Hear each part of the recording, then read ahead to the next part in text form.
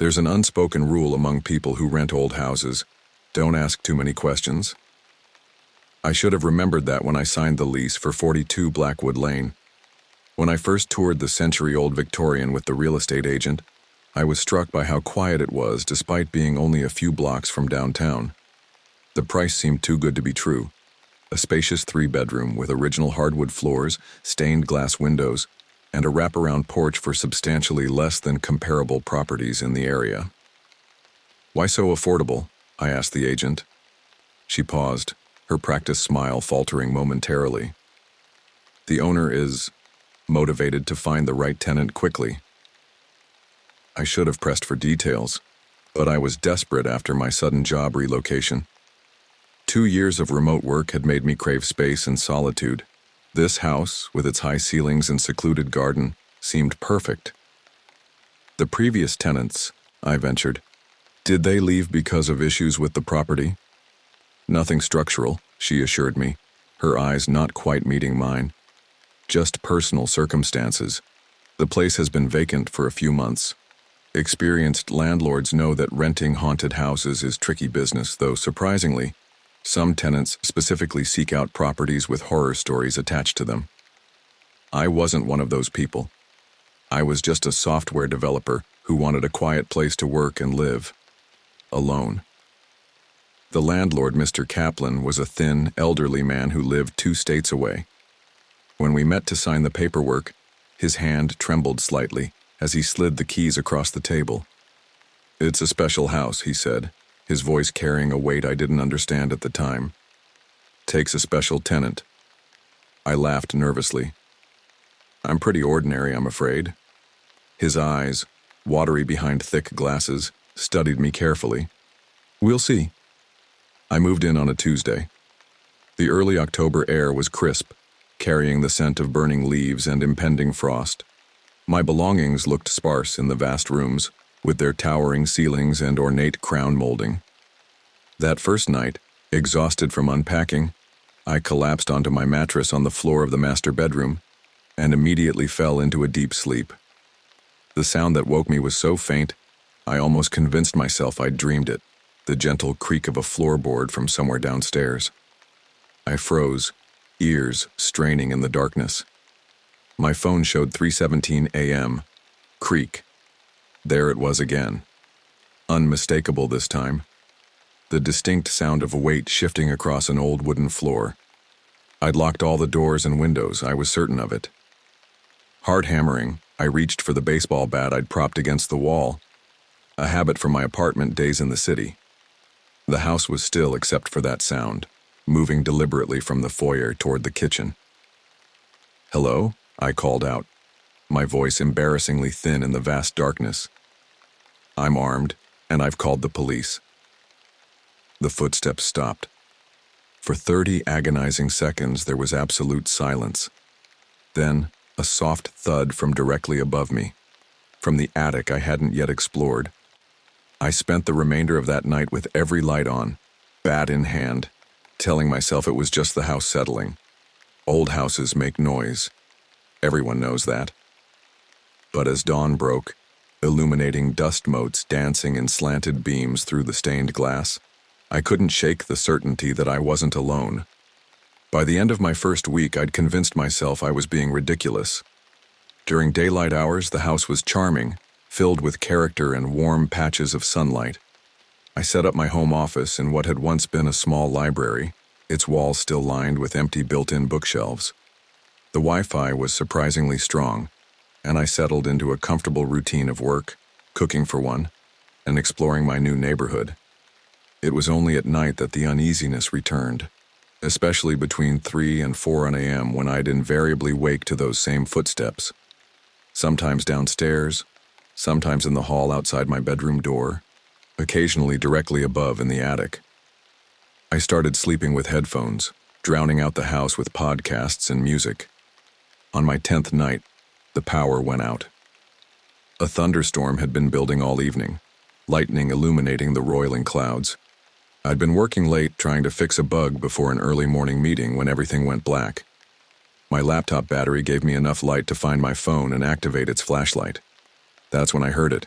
Not footsteps this time, but breathing. Slow, deliberate breaths. Close enough that I should have felt the exhalation on my skin, but I felt nothing. "Who's there?" I demanded, swinging my phone's light in a wild arc. The beam caught nothing but dark corners and empty doorways. The breathing continued, perfectly matching the rhythm of my own racing lungs, as if mockingly mimicking my fear. I'd read about unexplained occurrences in old homes, footsteps with no source, the scent of cigarettes in houses where no one smoked, empty porch swings moving on breezeless days. I'd always dismissed such stories as the product of overactive imaginations or attempts to explain away natural phenomena. Yet here I was, frozen in terror because I couldn't rationalize what was happening. The next morning, I called my landlord. It took 3 attempts before he answered. "Mr. Kaplan, I need to ask you something about the house." A heavy silence on the line before he replied. "What happened? Not what's wrong or what do you need? What happened?" "I've been hearing things," I said, feeling foolish even as the words left my mouth. "Footsteps, breathing. Is there something wrong with the heating system? Or maybe animals in the walls?" Another long pause. "You're the 5th tenant in 2 years," he finally said. "The others didn't last more than a month. I should have told you, but finding renters has become difficult." My stomach dropped. "Told me what?" "About the incident. It was before I owned the property. A family, husband, wife, 2 children. There was a break-in. Only the husband survived." My mouth went dry. "When?" 1987. The husband was the one who sold me the house. Said he couldn't bear to live there anymore, but couldn't bear to see it demolished either. It was a complicated situation. I thanked him stiffly and ended the call. That night, I booked a hotel room. I needed time to think, to decide if I was overreacting or if I should break my lease. Financial penalties be damned. As I packed an overnight bag, the sun began to set, shadows creeping across the hardwood like long fingers. Something made me look up at the ceiling, at the small door that led to the attic. I'd avoided it until now. But standing there with my bag half packed, I realized I couldn't leave without knowing. I found a stepladder in the hall closet, positioned it under the attic door, and climbed up. The knob turned easily in my hand. The space above was pitch black and smelled of dust and something else. Something metallic and old. I shined my phone light into the darkness, revealing a mostly empty space with exposed beams and ancient insulation. But against the far wall was a single object, a trunk. I should have left it alone. Some primal instinct screamed at me to close the door, climb down the ladder, and get out of the house. Instead, I hoisted myself up and crossed the creaking floor to the trunk. It wasn't locked. Inside, carefully folded, were children's clothes, a boy's baseball jersey, a girl's sundress. Beneath them, a stack of faded Polaroids showing a smiling family in front of the house. And at the bottom, yellowed newspaper clippings about a home invasion gone horribly wrong. As I read the grim details, I felt a distinct shift in the atmosphere. The temperature plummeted, my breath suddenly visible in the beam of my phone's flashlight. And then, behind me, the unmistakable sound of a child's laughter. I whirled around. The attic door slammed shut with a force that shook the house. And I was not alone in the darkness. I lunged for the attic door, fingers scrabbling at the wood as panic surged through me. It wouldn't budge. Behind me, the laughter had stopped, replaced by soft footsteps approaching through the darkness. "Please," I whispered, though I wasn't sure what I was pleading for or to whom. My phone light flickered once, twice, then extinguished, plunging me into absolute blackness. The footsteps stopped directly behind me. I could feel a presence, small, child-sized, its energy crackling the air like static electricity. Something cold brushed against my hand. I screamed then, a primal sound that tore from my throat as I threw my shoulder against the door with renewed desperation. It gave way suddenly, sending me tumbling down the ladder to land hard on the hallway floor. I didn't stop to gather my things. I ran, keys clutched in my shaking hand, and didn't look back until I was in my car with the doors locked, engine running. The hotel room felt sterile and safe, with its bland art and efficient air conditioning. I sat cross-legged on the king-sized bed, laptop open, searching for information about 42 Blackwood Lane. The crime was even more horrific than Mr. Kaplan had indicated.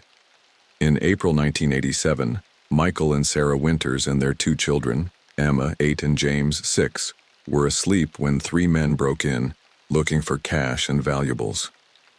What should have been a simple robbery escalated when Sarah recognized one of the intruders as a former employee from her bank. Growing up, I'd always been fascinated by haunted houses in movies, but I never imagined I'd find myself living what felt like the opening act of a horror film. The article described how Michael had been knocked unconscious early in the confrontation. When he awoke, he found his family dead and the house eerily silent. The killers were eventually caught, but Michael Winters was never the same. He kept the house for 30 years, though neighbors reported he never spent another night there. I booked the hotel for a second night, then a third. On the 4th day, I forced myself to return to the house. I had work deadlines and most of my equipment was still there. The house felt different in daylight, less menacing, more melancholy. I worked tensely at my desk, jumping at every creak and groan. Around noon, a knock at the front door nearly sent me through the ceiling. It was an elderly woman with a small dog on a leash. "I'm Margaret Klein from next door," she said, studying me with bright, inquisitive eyes. "I've been watching you come and go. New tenants don't usually last long, so I thought I'd introduce myself while I had the chance." I invited her in reluctantly, offering coffee I didn't want to make. "No, thank you," she said, remaining on the porch. "I never go in there anymore." Her gaze drifted past me to the interior. I was friends with Sarah Winters. We had children the same age. My pulse quickened. "Did you know the house was... did Mr. Kaplan tell you that it's haunted?" She finished bluntly. "Of course it is. Any house where something that traumatic happens holds on to the energy. But it's not the house you should be afraid of." "What do you mean?" She leaned closer, her voice dropping. "Michael Winters. He's still alive, you know. Lives in a facility upstate. But he comes back. I've seen him sitting in his car across the street just watching the house for hours. The police have spoken to him, but he never crosses the property line, so there's nothing they can do." A chill ran through me. Why would he do that? Margaret's face softened with something like pity. Guilt, I expect. He was supposed to protect them. After she left, I found myself checking the street periodically, looking for unfamiliar cars or watching faces. The house felt different now, not just potentially haunted but watched. The weight of its history pressed down on me, making it hard to concentrate on work. That night, I decided to stay. I'd paid for this place, and I wasn't going to let fear, rational or irrational, drive me out without concrete evidence of danger. I set up small security cameras I'd ordered online, positioning them to cover the main areas downstairs and the upstairs hallway. I then made a careful circuit of the house, checking that all windows and doors were locked. In the kitchen, I found a drawer I hadn't opened before, filled with papers that appeared to belong to previous tenants, takeout menus, utility notices, a few handwritten notes. One caught my eye, a hastily scrawled message on a piece of notebook paper that read, "They are in the walls. Listen at 3:14. I recalled reading that many supposed paranormal experiences are ultimately explained by mundane causes. Pets, neighbors, random strangers, even maintenance workers. Could there be someone physically hiding in the house? The thought was almost more terrifying than ghosts. I took a kitchen knife upstairs with me, placing it on the nightstand beside my phone, which was set to record audio all night. I didn't expect to sleep, but exhaustion eventually won out over vigilance. The notification sound from one of my security cameras woke me at precisely 3:14 a.m. Heart pounding, I checked my phone to see what had triggered the alert. The downstairs hallway camera showed a small, glowing orb of light drifting from the living room toward the stairs. It moved with purpose, not like dust or an insect passing by the lens. As I watched, transfixed, it began to take shape. forming what looked like the outline of a small person. A second alert, this time from the upstairs camera. The same orb, now definitely child-shaped, stood at the end of the hall, facing my bedroom. Even through the grainy night vision feed, I could make out what looked like a little girl in a dress. I sat paralyzed, knife clutched in one hand, phone in the other, as my bedroom door slowly began to open. The figure in my doorway was small and luminous, radiating a soft, bluish light. I could see through her to the hallway behind.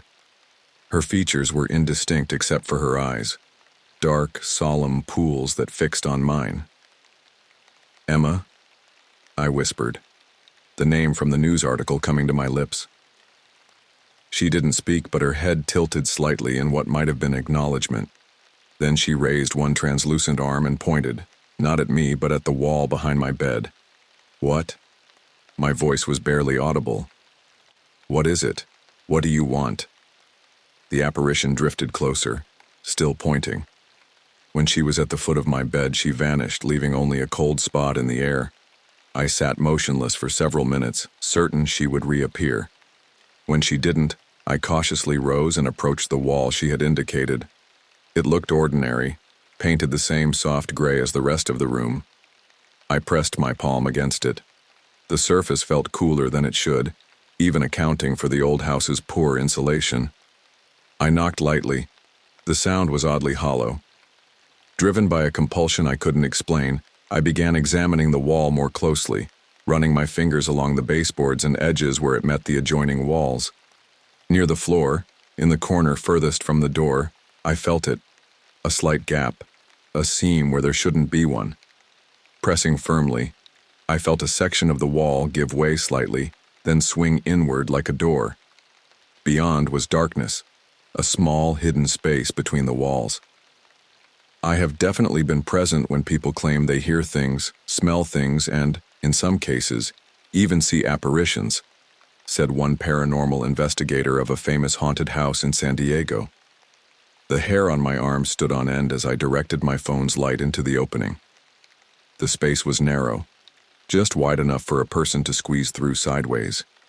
It appeared to be a passage running between the walls, possibly connecting to other hidden areas of the house. On the dusty floor lay a child's doll, its porcelain face cracked, one eye missing.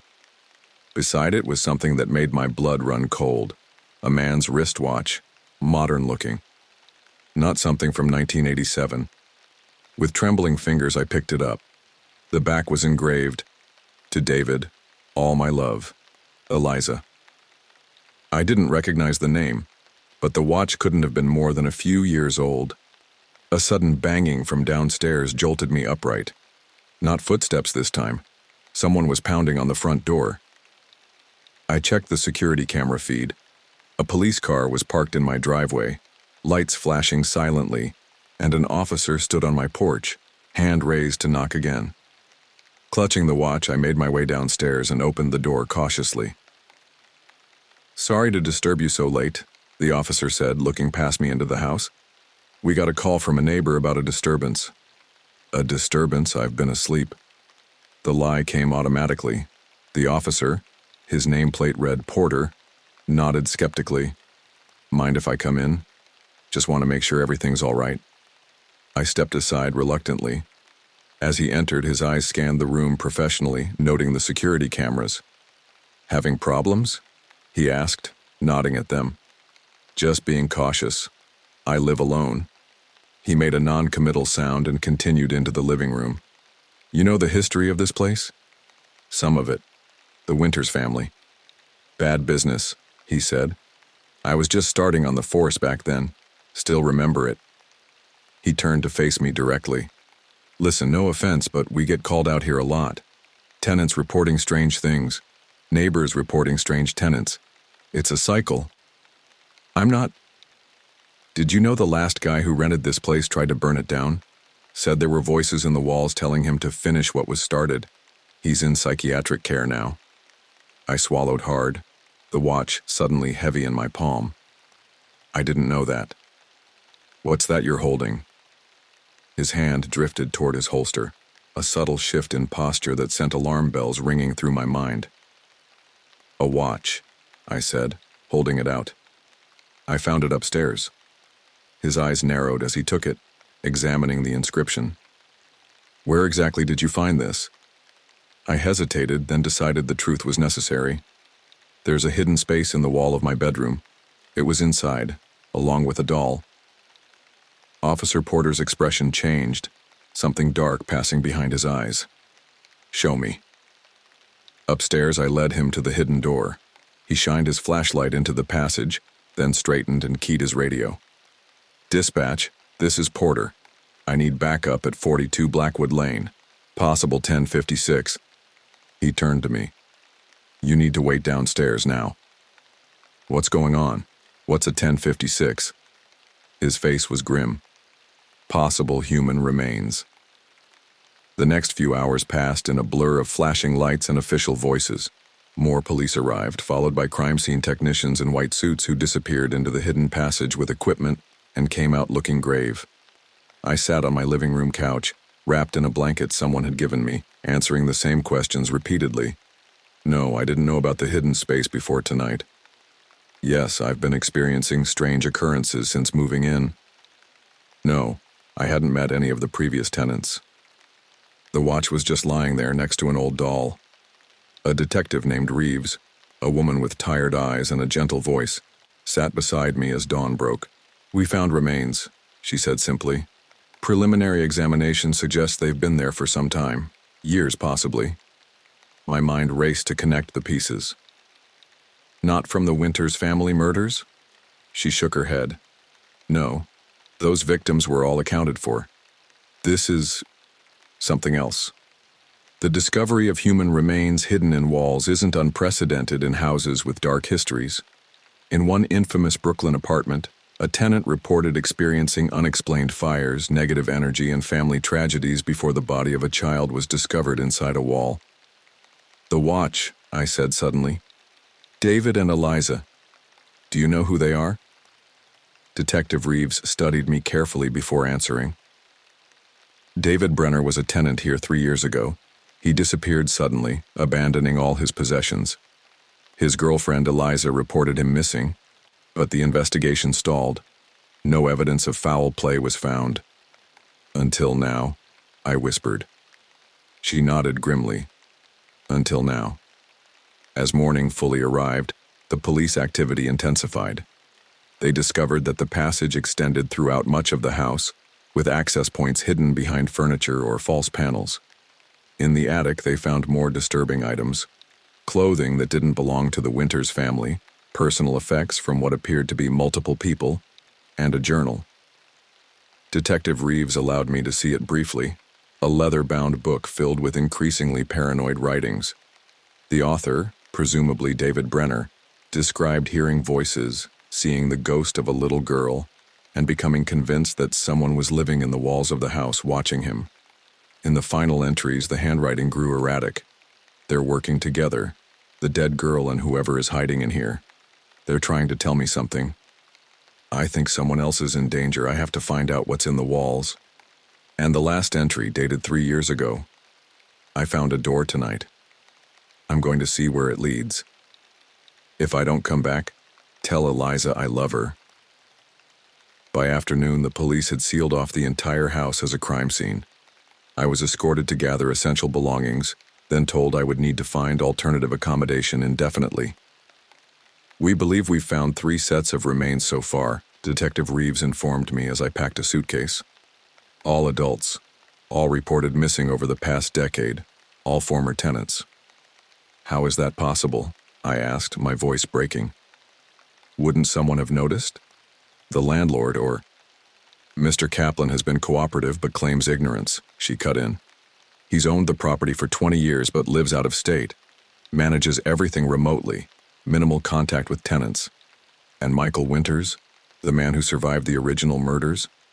My neighbor said he still comes around, watches the house. Reeves's expression tightened. We're looking into that angle. Mr. Winters has been in assisted living for the past 5 years, early onset dementia. It's unlikely he's your watcher. As we spoke, something caught my eye outside the bedroom window. A figure standing across the street, partially obscured by a tree. When I moved closer to the glass, they stepped back, disappearing from view. "There's someone watching the house right now," I said urgently. Detective Reeves was at the window in an instant, radioing to officers outside, but by then, whoever it was had vanished. Later, as I checked into another hotel room, this one paid for by the police department, my phone chimed with a text from an unknown number. "You saw her too, didn't you? The girl? She's trying to save you. Get out while you can." I showed the message to Detective Reeves, who was having my phone examined by their technical team. They were unable to trace the sender. That night, alone in the sterile hotel room, I couldn't sleep. Every time I closed my eyes, I saw the little girl pointing at the wall trying to warn me. I kept thinking about the journal, about David Brenner's descent into paranoia, or what seemed like paranoia until bodies started being found. According to a poll commissioned by Airbnb, more than 4 in 5 Americans believe in ghosts, with many saying they wouldn't mind spending the night in a haunted house. I wasn't one of those people before, but now I wondered if sometimes ghosts were trying to help the living. Around 2 a.m., unable to remain in the suffocating quiet any longer, I drove back to Blackwood Lane, parking a block away where I could see the house but wouldn't attract attention from the police officers stationed outside. The crime scene tape fluttered in the night breeze, yellow barriers catching the streetlight. As I watched, a car pulled up across from the house. A tall figure emerged and stood on the sidewalk, staring up at the building. Even from a distance, I could see it wasn't the same person I'd glimpsed earlier. This was a woman, slender, with long hair caught in the wind. Making a split-second decision, I got out of my car and approached. She didn't run or acknowledge me until I was a few feet away.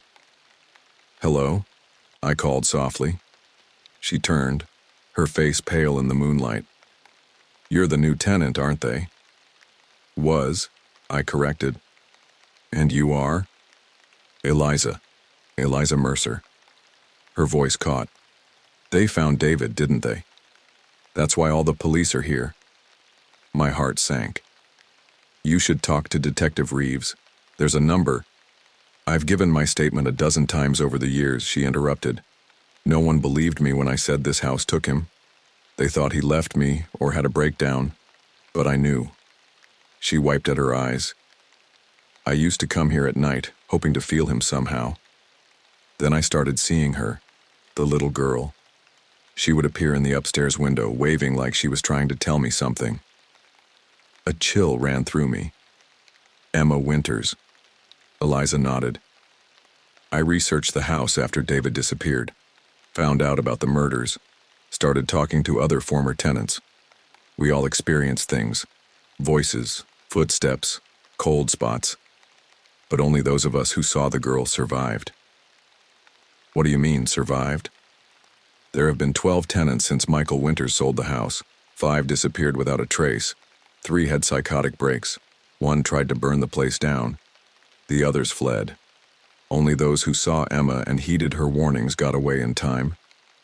"Warnings about what? Who killed these people?" I demanded. Eliza's gaze drifted back to the house. "Not what. Who. Have you met the neighbor yet? Margaret Klein?" "Yes," she introduced herself. "She told me about Michael Winters watching the house." A bitter laugh escaped her. "Michael Winters has been bedridden for years. He's not the watcher." As she spoke, a movement across the street caught my attention. Margaret Klein stood on her porch motionless, watching us. Even from this distance, I could see her expression had changed, her earlier warmth replaced by something cold and calculating. "She was Sarah Winters' best friend," Eliza continued, her voice dropping to a whisper. "But there were rumors back then. Rumors that she was obsessed with Michael, that she resented Sarah and the children for having the life she wanted." "Are you saying—" I couldn't finish the thought. "The men who broke in that night? One was her cousin. The case files were sealed, but David found connections. He was a journalist investigating cold cases. That's why he rented the house. He thought living there might help him understand what really happened." My mind was racing. "But the men were caught, convicted." 3 men were convicted," Eliza agreed. but only 2 were at the scene of the crime, according to Michael's testimony. The third man, the one who supposedly orchestrated it, was never seen by Michael. He only heard his voice giving commands. A voice, he said, sounded oddly high-pitched. The pieces were falling into place with horrifying clarity. "You think it was Margaret? That she was there that night directing the killers?" Eliza nodded. "And I think she's been protecting her secret ever since, eliminating anyone who gets too close to the truth. The house doesn't just have hidden passages. It has a hidden observer." Across the street, Margaret Klein's porch was now empty. "We need to tell the police," I said urgently, pulling out my phone. "They won't believe us without evidence," Eliza warned. "They didn't believe David. They will now. They've found bodies. And I have security footage of someone watching the house." As we hurried back to my car, a sound made me turn. The unmistakable click of a door closing. Margaret Klein stood directly behind us, a gardening trowel gripped in one gloved hand. "You really should mind your own business," she said pleasantly. "This neighborhood has had quite enough tragedy already, don't you think?" What happened next occurred with surreal speed. Margaret lunged with surprising agility for a woman her age. Eliza shoved me aside and caught the brunt of the attack, the trowel slicing across her arm. I stumbled backward, fumbling with my phone, finally managing to dial 911, as Margaret raised the trowel again. Before she could strike, a blinding flash of blue-white light erupted between us. For an instant, just a heartbeat, I saw her. Emma Winters, her small form radiant and fierce, standing protectively in front of us. Margaret screamed, a sound of pure terror that cut through the night. She staggered backward, tripped on the curb, and fell hard onto the street. By the time the police arrived minutes later, responding to both my call and reports of screaming from other neighbors, she was sitting dazed on the pavement, the trowel lying beside her stained with Eliza's blood. In the days that followed, as Eliza recovered in the hospital and I gave statements to a seemingly endless parade of investigators, the full story began to emerge. Forensic teams found evidence linking Margaret Klein to all 3 bodies discovered in the walls: DNA, fibers, a hidden room in her own house that contained trophies from her victims.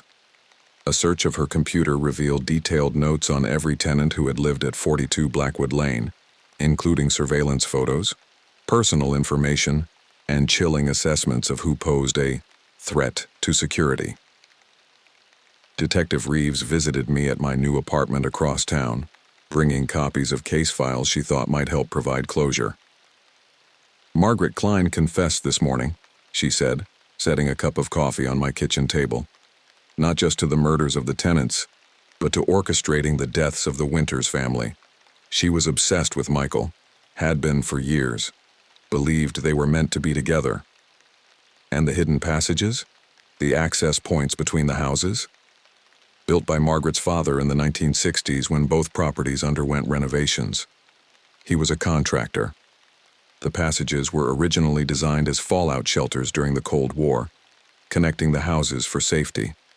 After her parents died, Margaret used them to move between properties unseen, to watch, to listen, and to kill," I added softly. Detective Reeves nodded grimly. "She maintained an elaborate surveillance system. Cameras, microphones. She knew everything that happened in that house. When tenants started noticing things, hearing her movements in the walls, catching glimpses of her, she eliminated them." "But not all of us," I said. "Some of us saw Emma." At this, Reeves gave me a careful look. "About that, I'm not in the business of ghost stories. I deal in evidence and facts. But I've been a detective for 20 years, and some cases..." She shook her head. "Let's just say I've learned not to dismiss what I can't explain." After she left, I sat alone in my new apartment, surrounded by boxes I had yet to unpack. The place was newer, smaller, with neighbors on all sides whose everyday sounds were oddly comforting. No hidden passages, no history of violence, no ghosts, benevolent or otherwise. Yet sometimes, in the liminal space between wakefulness and sleep, I still see her, a small figure with solemn eyes, standing guard against the darkness. And I whisper my thanks to the girl who saved me, whose unfinished business was not vengeance but protection. Because some houses are built on secrets, their walls containing more than insulation and wiring. Some houses remember. And sometimes, if we're lucky, they try to warn us before it's too late.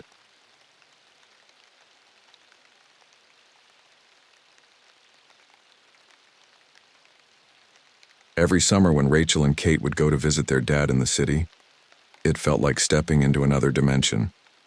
For 50 weeks of the year, we lived with our mom in Pineville, a town so small that the welcome and farewell signs practically kissed each other on opposite ends of Main Street. Nothing ever happened there, at least nothing worth texting your friends about. But those 2 precious weeks with Dad in Chicago changed everything. I was 14 that summer of 2003, and Kate had just turned 11. The familiar rhythm of our summer visits had been established years ago after our parents' divorce. Mom got custody, Dad got visitation, and Kate and I got caught somewhere in the middle, though neither of us complained about having 2 bedrooms and double the Christmas presents. "Rachel, are you even listening to me?" Kate's voice cut through my daydream as our mom's station wagon crawled through Friday afternoon traffic toward Dad's apartment building. "Sorry," I mumbled, pulling out one of my earbuds. My prized silver iPod mini, a birthday gift from Dad, was playing Dashboard Confessional just loud enough to drown out Mom's running commentary about Dad's neighborhood. I said, "Do you think Kelly will be there this year?" Kate repeated, her eyes wide with hope. Kelly Mathers lived in Dad's building with her mom. She was 15, a year older than me, with the kind of confidence that made her seem even older. Last summer, she'd let us hang out with her a few times, and Kate had been starstruck ever since. Probably. Her mom works all the time, remember? I tried to sound nonchalant, but truthfully, I was just as excited about seeing Kelly again. She knew things, real things, about music and clothes and boys that none of my friends back home seemed to understand. "Girls," Mom said, glancing at us in the rearview mirror. "Remember what we talked about. Dad's neighborhood isn't like home. You stay together, you don't wander off, and you always, always tell your father where you're going." Kate and I exchanged the silent eye roll we'd perfected over years of these lectures. Mom meant well, but she treated Chicago like it was teeming with kidnappers specifically targeting girls from small towns. Dad's apartment building came into view, a 12-story red brick structure that seemed impossibly tall compared to the single-story homes we were used to. My heart rate quickened as Mom pulled up to the curb. "There he is," Kate squealed, already unbuckling her seatbelt before the car had fully stopped.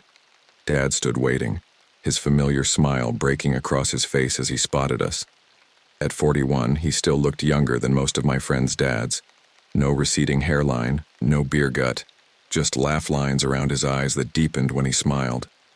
He wore dark jeans and a faded band t-shirt that Mom would have called trying too hard, but I thought made him look cool. "There are my girls," he called as we tumbled out of the car. Kate launched herself at him for a hug while I hung back, suddenly self-conscious about the way I'd throw my arms around him in previous years. At 14, I was too aware of my changing body, too uncertain of the space I took up in the world. Dad noticed my hesitation and gave me a knowing smile. "Hey, Rach," he said, opening one arm while keeping the other around Kate. I stepped into the half-hug, breathing in the familiar scent of his aftershave. "Hi, Dad."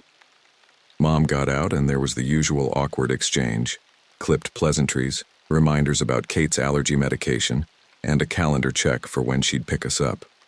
I could feel the tension between them like static electricity, harmless from a distance but painful if you got too close. "They'll be fine, Sandra," Dad assured her, using the tone that always seemed to make Mom bristle. "Same as every year." "Just make sure they stay together," Mom insisted, looking directly at me. "Rachel, you watch out for your sister." "I know, Mom," I sighed, hauling my duffel bag from the trunk. After more promises and a final round of hugs from Mom, we watched her drive away. The moment her car turned the corner, Dad's posture relaxed. "So," he said, clapping his hands together, "who's hungry? I thought we'd order pizza and catch up." "Can we get stuffed crust?" Kate asked, already bouncing on her toes. "Anything you want, kiddo?" Dad grinned, leading us inside. As we rode the elevator up to Dad's apartment on the 8th floor, Kate chattered away about school and friends and the stray cat she'd been feeding behind Mom's back. I stayed quiet, feeling the familiar shift happening inside me. Small-town Rachel transforming into city Rachel, shedding her skin like a snake. Dad's apartment was exactly as I remembered it. A 2-bedroom with an open living area and a small balcony overlooking the street. The walls were lined with bookshelves and framed album covers, and the furniture was comfortable if a bit worn. It wasn't fancy, but it felt like freedom. "I cleared some drawer space for you both," Dad said, showing us to the 2nd bedroom we always shared during our visits. 2 twin beds with fresh sheets waited for us, along with a small desk and dresser. "Thanks, Dad," Kate said, dropping her backpack and immediately heading to the window to look at the view.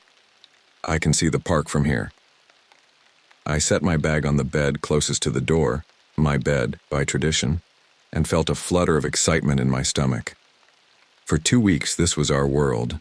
No mom, no rules about curfew or screen time or appropriate music. Dad's parenting style was more relaxed, built on trust rather than restriction. "Hey, Dad," I asked as he turned to leave. "Is Kelly around this summer?" A knowing smile crossed his face. "I ran into her mom in the elevator yesterday. Kelly's definitely here. Probably dying for some company her own age, from what Sarah said." My pulse quickened. "Cool. Maybe we can hang out or something. I'm sure you'll bump into her. Just remember your mom's rule. Stay together, I know." I finished for him. After pizza and catching up with Dad about his work as a graphic designer, Kate and I unpacked our things. I was hanging my favorite hoodies in the closet when I heard a knock at the apartment door, followed by Dad's voice greeting someone. Then came the voice I'd been hoping to hear. "Hey, Mr. T, I heard your girls were coming today." "Kelly." I rushed out of the bedroom, trying to appear casual and not like I'd been waiting for this moment since last August. Kelly stood in the doorway, somehow looking even cooler than I remembered. Her dark hair was now streaked with purple highlights, and she wore ripped jeans and a vintage band t-shirt that looked authentically worn, rather than artificially distressed like the ones at the mall. "Rachel," she exclaimed, breaking into a smile that revealed her perfectly straight teeth. "You got tall." I felt my face flush with pleasure. "Hey, Kelly." Kate appeared behind me, her excitement less contained. "Kelly, I missed you." Kelly laughed, a sound like wind chimes. "Missed you too, Squirt. You guys want to hang out tomorrow? The mall just reopened after those renovations and it's totally sick now." The mall. The word alone sent a thrill through me. Back home, our mall was a sad collection of chain stores anchored by a Sears that smelled like mothballs. But the Oak Ridge Mall was a legendary 3-story shopping paradise that I'd been dreaming about since our last visit. "Can we, Dad?" Kate asked, turning to our father with pleading eyes. Dad hesitated, and I could almost hear Mom's voice in his head. "I can drop you off for a couple of hours, but you girls stick together, and keep your phones on." "We will," I promised, already mentally planning my outfit. Kelly beamed. "Awesome. I'll swing by around noon tomorrow and we can catch the bus together." After she left, Kate and I fell into excited planning mode, discussing which stores we wanted to visit first and how to best spend our allowance money. Dad watched us with amusement, occasionally chiming in with a suggestion about practical purchases that we politely ignored. That night, as I lay in the unfamiliar bed listening to Kate's soft breathing from across the room, I couldn't sleep. The city sounds filtered through the window. Distant sirens, the occasional honk of a horn, voices of strangers passing by on the street below. So different from the cricket-filled silence of home. I thought about Kelly, about how effortlessly cool she seemed, and wondered if I could ever be like that. In Pineville, I was just Rachel Thompson, a decent student who played clarinet in the band and had the same friends since kindergarten. But here, for 2 weeks, I could be someone else, someone more interesting, more daring. The mall waited for us, a gleaming temple of possibility. I finally drifted off to sleep with visions of new clothes and makeup dancing in my head, unaware that by this time tomorrow, shopping would be the furthest thing from my mind. The next morning passed in a blur of anticipation. Kate and I were up early, rifling through our clothes to find the perfect mall outfits. I settled on my best jeans, the low-rise flares that Mom thought showed too much stomach, and a baby blue tank top that made my eyes look greener. Kate chose her favorite denim skirt and a butterfly-patterned top, twirling in front of the small mirror on the closet door. Dad made pancakes for breakfast, watching with amusement as we fussed over our appearances. "It's just the mall, girls," he teased, sliding another stack of pancakes onto Kate's plate. "It's not just any mall, Dad," I explained, trying to sound patient. "It's Oak Ridge." "Ah, of course. How could I forget the sacredness of Oak Ridge Mall?" He grinned, but I could see the genuine affection behind his teasing. "Just promise me you'll be careful, okay?" "We will," Kate and I chorused. By the time Kelly knocked on our door at noon, we were ready and vibrating with excitement. Kelly had changed her outfit from yesterday, now sporting cargo pants with multiple pockets and a cropped black t-shirt that exposed a silver belly button ring. I felt a pang of envy, wondering if I'd ever be brave enough to get a piercing like that. "Ready for retail therapy?" Kelly asked, eyeing our outfits with approval. Dad grabbed his car keys. "I can drop you off, but I have a client meeting at 3. Think you can take the bus back around 2? "No problem, Mr. T," Kelly assured him. "I'm practically a public transportation expert." The drive to the mall was quick, with Dad making us recite the safety rules for the 3rd time that morning. "Stay together, phones on, meet back at the main entrance by 2, call if anything changes." "Dad, we're not babies," I groaned, embarrassed in front of Kelly. "I know, Rach. Just humor your old man, okay?" As we pulled up to the mall's grand entrance, I could feel my heart racing. The renovations had transformed the exterior completely. Sleek glass and chrome gleamed in the summer sun, and a massive sign proclaimed, "Oak Ridge Mall, shop, eat, live." 2 o'clock, Dad reminded us as we piled out of the car. "Main entrance, together." "We got it," I called back, already following Kelly toward the automatic doors that whooshed open to release a cool blast of air-conditioned heaven. The moment we stepped inside, I understood why Kelly had used the word sick to describe it. The atrium soared 3 stories up, topped by a massive skylight that flooded the space with natural light. Potted palms and sleek benches dotted the marble floors, and the sounds of splashing water drew our attention to a massive fountain in the center. Stores lined every available wall space, their bright signs competing for attention. "Whoa!" Kate breathed beside me, her head tilted back to take it all in. Kelly grinned at our reactions. "Told you. They went all out with the renovations. Come on, let's hit Claire's first for the little one. Then we can work our way up to the good stuff." For the next hour, we bounced from store to store in a shopping frenzy. Kate loaded up on cheap jewelry and hair accessories at Claire's, while Kelly guided me towards stores with clothes that were just the right amount of edgy, without crossing into territory that would make Mom confiscate them. "You should totally get this," Kelly insisted, holding up a dark purple tank top with mesh panels at Old Navy. "It would look amazing with your coloring." I hesitated, mentally calculating the remaining balance of my allowance. "I don't know. Trust me," Kelly said, draping it over my arm. "Boys love this color." That settled it. Into my shopping bag it went.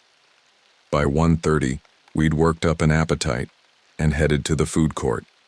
The vast space was packed with weekend shoppers, the air thick with the competing aromas of pizza, Chinese food, and cinnamon pretzels. "I'm starving," Kate announced, eyeing the Cinnabon counter. Kelly laughed. "Food first, then sugar, squirt. Let's grab something real to eat." We settled on a table near the center of the food court after getting our food: pizza for Kate, teriyaki chicken for Kelly, and a burrito bowl for me. As we ate, I noticed a group of older boys a few tables away, perhaps 17 or 18, glancing in our direction. One of them, with dark hair falling across his forehead, caught my eye and smiled. I quickly looked down at my food, feeling my cheeks heat up. Kelly noticed the exchange and leaned in. "The dark-haired one is cute," she whispered. "He's totally checking you out." "Stop it," I mumbled, mortified but secretly thrilled. Boys back home never looked at me that way. "We should talk to them," Kelly suggested, her eyes gleaming with mischief. "No way," I hissed, panic rising in my chest. "We have to leave soon anyway." Kelly checked her watch. "We have like 20 minutes. Besides, there's something I want to show you guys before we leave." "What is it?" Kate asked, her face smeared with pizza sauce. Kelly grinned mysteriously. "It's this weird section they added during the renovations. Not many people know about it yet. It's like this hidden area with the coolest vintage store.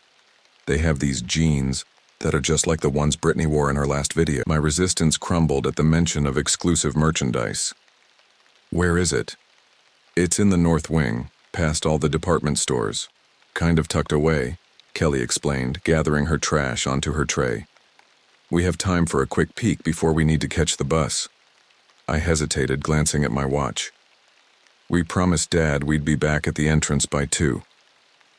"And we will be," Kelly assured me. "It'll take like 10 minutes tops. This place is legendary, Rachel. Don't you want to see something your mall rat friends back home have never even heard of?" Put that way, how could I refuse? "Okay, but just a quick look." We dumped our trays and followed Kelly through the crowded food court toward an escalator. As we rode up to the second level, I glanced back and noticed the group of boys from earlier had gotten up too. Probably just a coincidence, I told myself, trying to ignore the small flutter of unease in my stomach. The second floor was just as crowded as the first, filled with weekend shoppers laden with bags. Kelly led us confidently through the throng, past the big department stores and chain clothing outlets.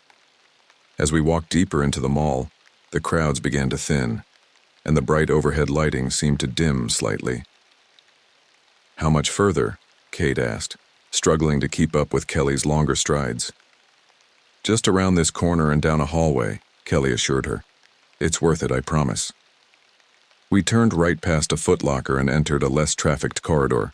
The stores here seemed different, smaller, more specialized, with fewer customers. A custom t-shirt shop, a place selling cell phone cases, a dimly lit store with incense and tapestries in the window. "I didn't even know this part of the mall existed," I admitted, suddenly aware of how quiet it had become. The ambient mall music had faded, replaced by a hollow silence broken only by our footsteps on the tile floor. "Most people don't venture back here," Kelly said over her shoulder. "That's why the good stuff stays unclaimed." We passed a shuttered storefront with a "Coming Soon" sign, then another with newspapers covering the windows. The hallway narrowed slightly, and the overhead lighting became more sporadic, creating pools of shadow between the bright spots. "Kelly, I think we should head back," I said, my earlier unease growing stronger. "It's almost 2. "It's right up here, I swear," Kelly insisted, pointing ahead to where the corridor made another turn. "Like literally around this corner." I glanced back the way we'd come, trying to mentally map our route to the main entrance. How long would it take us to return? 10 minutes? 15? Dad would be worried. "Kate, stay close to me," I said, reaching for my sister's hand. We rounded the corner into a dead end. The hallway terminated in a short stretch of white wall with 2 gray doors marked "Employees Only." The soft hum of overhead lights filled the silence. "This doesn't look like a vintage store," Kate said, her voice small in the stillness. Kelly frowned, turning in a circle. "That's weird. It was right here last time. Maybe they moved it." A soft laugh behind us made us all turn. 2 guys stood at the corner we just rounded, blocking the way back. With a jolt, I recognized them as part of the group from the food court. Up close, they looked older than I'd initially thought, maybe college age. One had acne scars across his chin and the other twirled a keychain around his finger, the metallic jingling unnaturally loud in the quiet corridor. "Hey," said Acne Guy, his lips stretching into a wide grin that didn't reach his eyes. "Are you girls lost?" "No," Kelly replied quickly, her voice steady but higher than usual. We're fine. Oh yeah? Keychain guy said, taking a step closer. You look pretty turned around to me. My stomach dropped. Something was very wrong here. These weren't just guys trying to flirt. The predatory look in their eyes made that clear. I instinctively pushed Kate behind me, feeling her small hand clutch the back of my tank top. We need to go, I said, struggling to keep my voice from shaking. Our dad is waiting for us. Acne guy laughed. Your dad, huh? Funny, we've been following you for a while now. Didn't see any dad. Following us. The words chilled me to the bone. This wasn't a chance encounter. They'd been tracking us since the food court, waiting for the right moment. Kelly took a step forward, chin raised defiantly. Back off. She raised her phone as if to call someone, but before she could dial, Acne guy lunged forward with surprising speed. He snatched the phone from her hand and in one fluid motion snapped it in half. The crack of plastic echoed off the walls like a gunshot. Kate made a small sound like a sob caught in her throat. Don't, I whispered, my heart hammering so hard I could feel it in my fingertips. The other guy reached into his pocket and pulled something out, a knife, small but gleaming wickedly under the fluorescent lights. He ran his thumb along the blade, smiling without showing his teeth. All right, let's play a game, girls, he said, his voice soft and all the more terrifying for its gentleness. Drop your bags and drop your clothes. Kate whimpered behind me. Kelly's fists clenched at her sides. I could feel the edges of my vision starting to blur, the beginning of a panic attack narrowing my world to tunnel-like clarity on the knife and the boy holding it. My heart thundered in my ears, drowning out everything else. And then a voice cut through it all. Hey! Everyone froze. An older man was striding toward us, walkie-talkie in one hand, what looked like pepper spray in the other.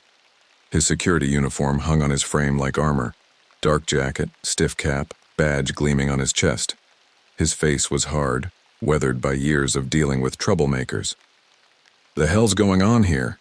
He barked, his eyes taking in the scene with professional efficiency. The boys spun around. Keychain guy yanked his hood up to cover his face, and Acne guy ducked his head. Without another word, they bolted, sneakers slapping against the tile floor as they disappeared around the corner. The security guard stopped in front of us, breathing hard, his eyes darting after the fleeing boys before settling on us. His stern expression softened slightly when he saw Kate's tears. Are you girls okay? I nodded, though I was shaking all over. Kelly was rigid beside me, her face pale. Kate pressed against my side, silently sobbing. Come on, the guard said, his voice gentler now. Let's get you somewhere safe. As we followed him back through the maze of corridors, I felt disconnected from my body, like I was floating somewhere above the scene. The mall's normal sounds gradually returned, music, voices, the background hum of commerce, but they seemed muffled as if coming through water. The guard led us through a door marked Security into a brightly lit office. The walls were bare except for a large map of the mall and a board covered with keys. Another guard, a woman with short gray hair, looked up from a desk with multiple CCTV monitors. Found these 3 in the north corridor, our guard explained. 2 males harassing them. Baldwin and Chen are in pursuit. The woman nodded and handed us each a bottle of water and some tissues. You girls want to tell us what happened? Kelly, still pale but composed, explained how we'd gone looking for a store and gotten lost. She left out the part about the boys following us from the food court, making it sound like a random encounter. I stayed silent, focusing on calming Kate, who'd finally stopped crying but remained pressed against my side. Do your parents know where you are? The female guard asked. My dad, I started, then glanced at the clock on the wall. It was 2:25. He was supposed to pick us up at 2. What's his number? We'll call him. I recited Dad's cell number, watching as the guard dialed. The conversation was brief. She explained where we were and that we were safe but shaken. I could hear Dad's voice on the other end, tight with worry. "He's on his way," she said after hanging up. "Should be here in about 15 minutes. Those 15 minutes stretched like hours. The guards took our names and contact information, asking if we wanted to file a report about the boys. Kelly shook her head. "We don't even know who they were," she said, "and they didn't actually do anything." "They threatened you with a knife," the male guard pointed out. "That's assault." "I just want to go home," Kate whispered, and I squeezed her hand. "Me too," I agreed. When Dad finally arrived, his face was ashen. He burst through the door of the security office and swept Kate and me into a crushing hug, one arm around each of us. "Thank God," he murmured into my hair. "When you weren't at the entrance?" He pulled back, his eyes moving from my face to Kate's, checking for damage. "Are you hurt? What happened?" I opened my mouth but couldn't find words to explain. It was Kelly who stepped in, giving Dad a sanitized version of events that minimized the danger, but emphasized the security guard's timely intervention. Dad listened, his arms still around Kate's shoulders, his face growing more grim with each detail. When Kelly finished, he thanked the guards profusely, then turned to me with an intensity I'd never seen before. "Rachel," he said quietly, "why weren't you at the entrance at 2 like we agreed?" The simple question carried the weight of what might have happened, and I felt tears spring to my eyes. "I'm sorry," I whispered. "We got lost looking for a store." Something in my face must have told him this wasn't the time for a lecture, because his expression softened. "We'll talk about it later. Let's get you girls home." The drive back to the apartment was silent except for Kate's occasional sniffles from the back seat. Kelly sat beside her, uncharacteristically subdued. Dad kept glancing at us in the rearview mirror, his knuckles white on the steering wheel. When we pulled up to our building, Kelly mumbled a quick goodbye and practically fled inside. Dad waited until she was through the doors before turning to us. "What really happened?" he asked quietly. "The full version." So I told him everything. The food court, the boys watching us, following Kelly into the back corridors, the confrontation, the knife. With each detail, his face grew darker, a muscle jumping in his jaw. "Dad?" Kate's small voice came from the back seat. "Are those boys going to find us?" Dad twisted to look at her, his expression softening. "No, sweetheart. They have no idea who you are or where you live. You're safe now."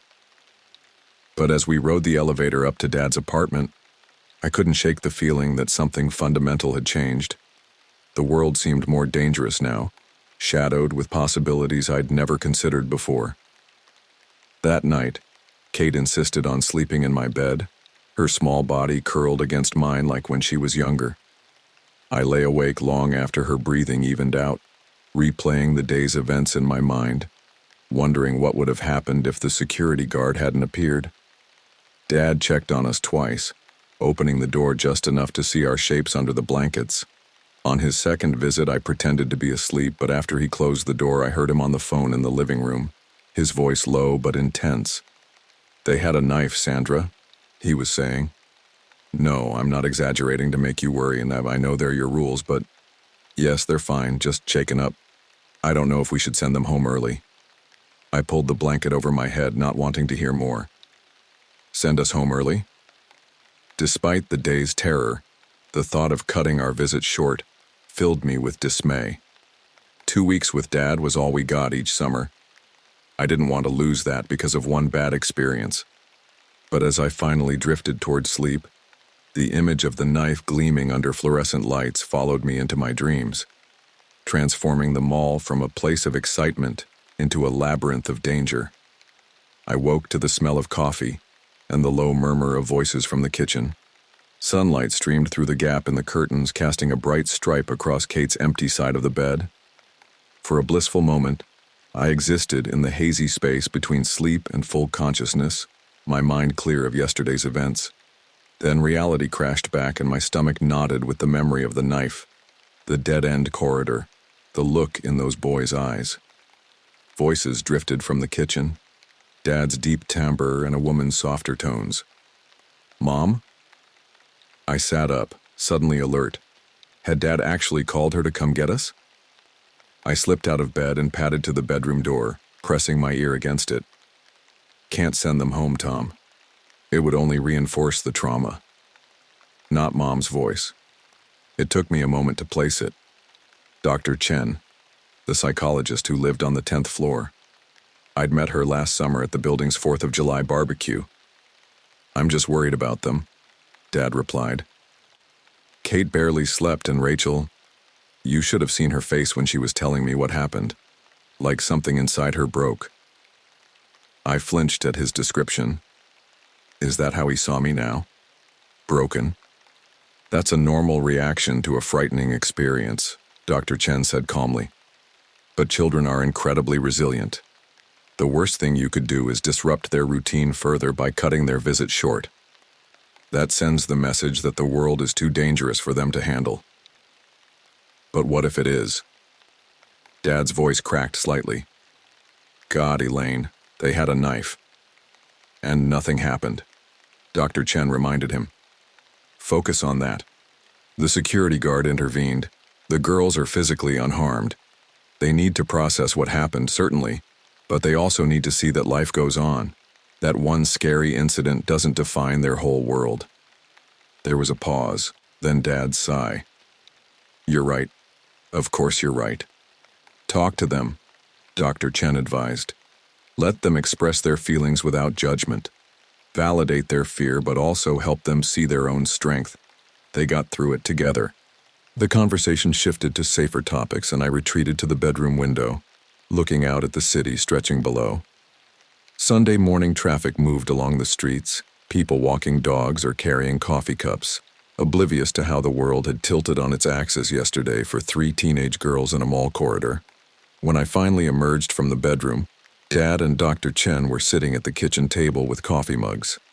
Kate was on the couch, watching cartoons with the volume low, still in her pajamas. "There she is," Dad said, forcing a brightness into his voice that didn't quite reach his eyes.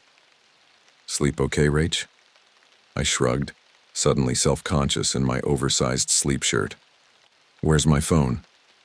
"Charging on the counter," he replied. "Kelly called a few minutes ago. She wanted to make sure you and Kate were okay." Dr. Chen smiled at me. "Good morning, Rachel. We met last summer, if you remember. I'm Elaine Chen from 10C.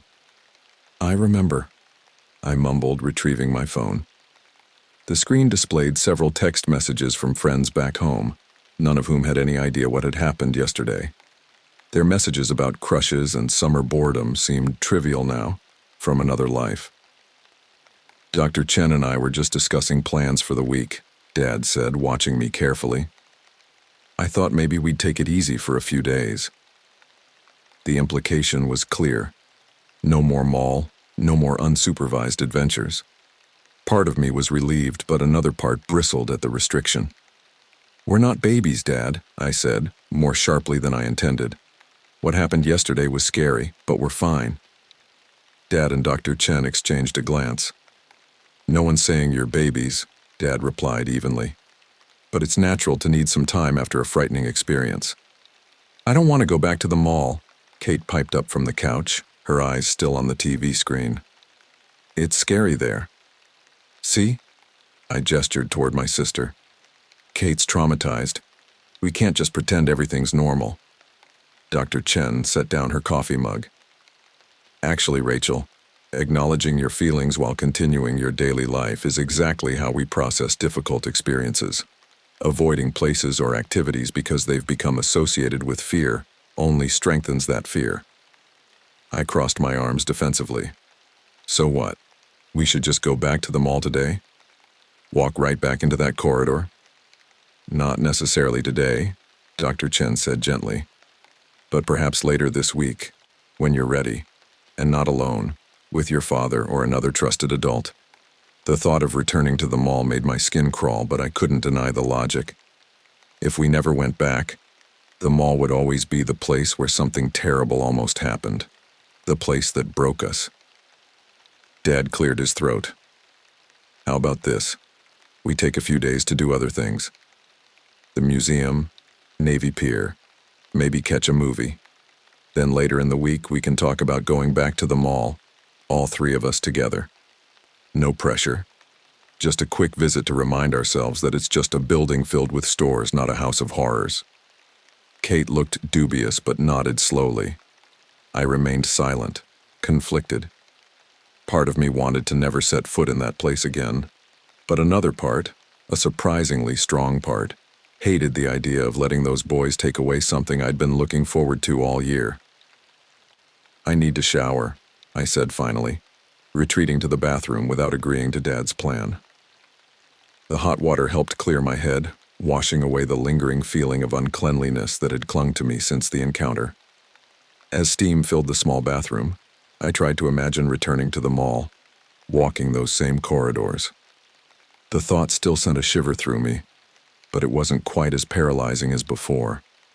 When I emerged, dressed in fresh clothes, Dr. Chen had gone and Dad was making pancakes with Kate's help. The domestic normality of the scene was both comforting and jarring. How could we be doing something so ordinary after what happened? Chocolate chip or blueberry? Dad asked, holding up 2 mixing bowls. Chocolate chip, I decided, slipping onto a bar stool at the kitchen counter.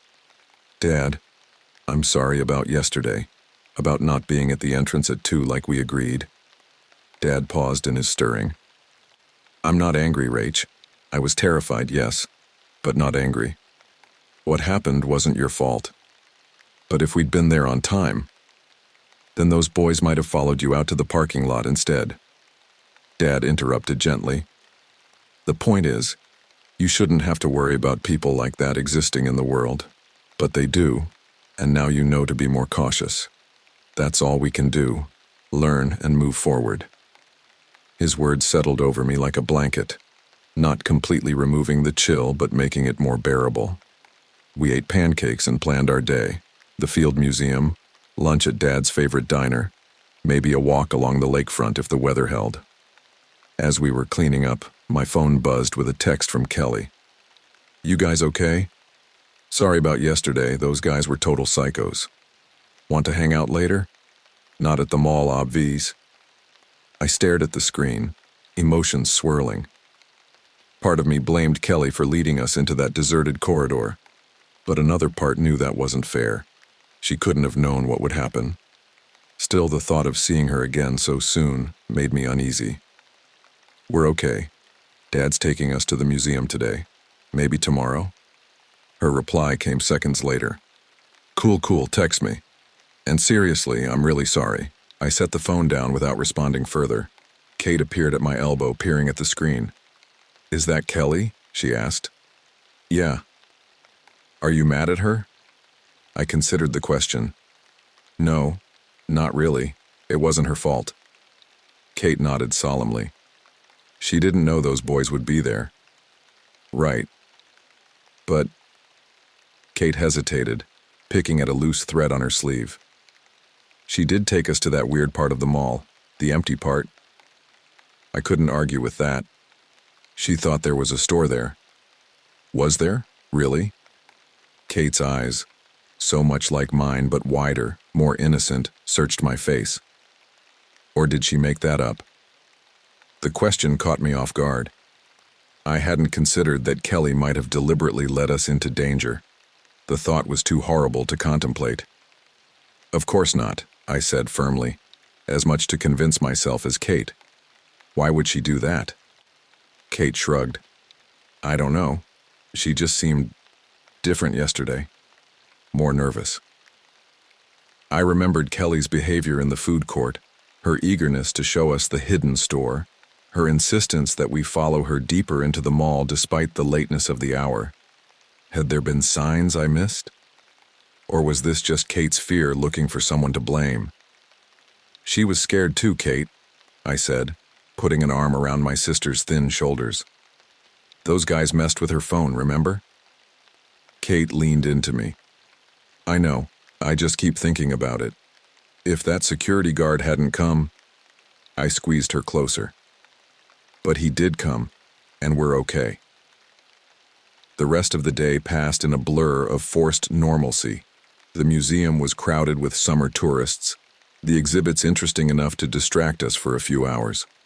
Dad was overly attentive, watching our reactions to everything, jumping to fulfill our smallest requests, as if to make up for yesterday's scare. By evening, an uneasy peace had settled over us. Not forgetting what happened, but setting it aside, compartmentalizing it into the scary thing that happened, rather than allowing it to define our entire visit. As Kate and I got ready for bed that night, I noticed she was gathering her pillow and blanket again. "Are you sleeping in my bed again?" I asked. She nodded, a flicker of embarrassment crossing her face. "Just for tonight, if that's okay." "Of course it's okay," I assured her, making room. "I'd probably do the same if I were you." Once we were settled, lights out and the city's glow filtering through the curtains, Kate's small voice came through the darkness. "Rachel, do you think those boys knew we'd be there?" The question sent a chill through me. "What do you mean? Like, did they follow us on purpose? Did they pick us specially, or were we just there?" I considered how to answer. The truth was, I'd been wondering the same thing. Had we been targeted specifically, or were we simply in the wrong place at the wrong time? Neither possibility was particularly comforting. "I don't think they knew us," I said finally. "They probably just saw 3 girls alone and thought we'd be easy targets." Kate was quiet for so long I thought she might have fallen asleep. Then she whispered, "Why do some people want to hurt other people?" The childlike simplicity of the question broke my heart. At 11, Kate was still navigating the boundary between the protected world of childhood and the harsher realities of adulthood. Yesterday had shoved her across that line without warning or preparation. "I don't know, Kate," I admitted. "Some people are just broken inside, I guess, but they're rare. Most people are good. Like the security guard," she murmured. "Exactly, like him." Kate's breathing gradually deepened as she drifted toward sleep. I lay awake much longer, watching shadows from passing cars move across the ceiling, thinking about broken people and the damage they could do. The mall, Oak Ridge Mall, had been violated for me, transformed from a place of excitement and possibility into something darker, unpredictable. But Dr. Chen's words from that morning echoed in my mind. If we never went back, the fear would win. The mall would always be that place, that moment, those boys with their cold eyes and gleaming knife. I made a decision then, in the quiet darkness with Kate sleeping beside me. We would go back. Not tomorrow, maybe not even this week, but before our visit ended.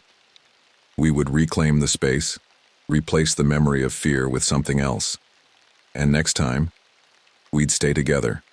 No wandering off, no shortcuts, no exclusive stores hidden in back corridors. Mom's rules suddenly seemed less like overprotection and more like common sense. With that resolution made, I finally closed my eyes, letting sleep wash over me.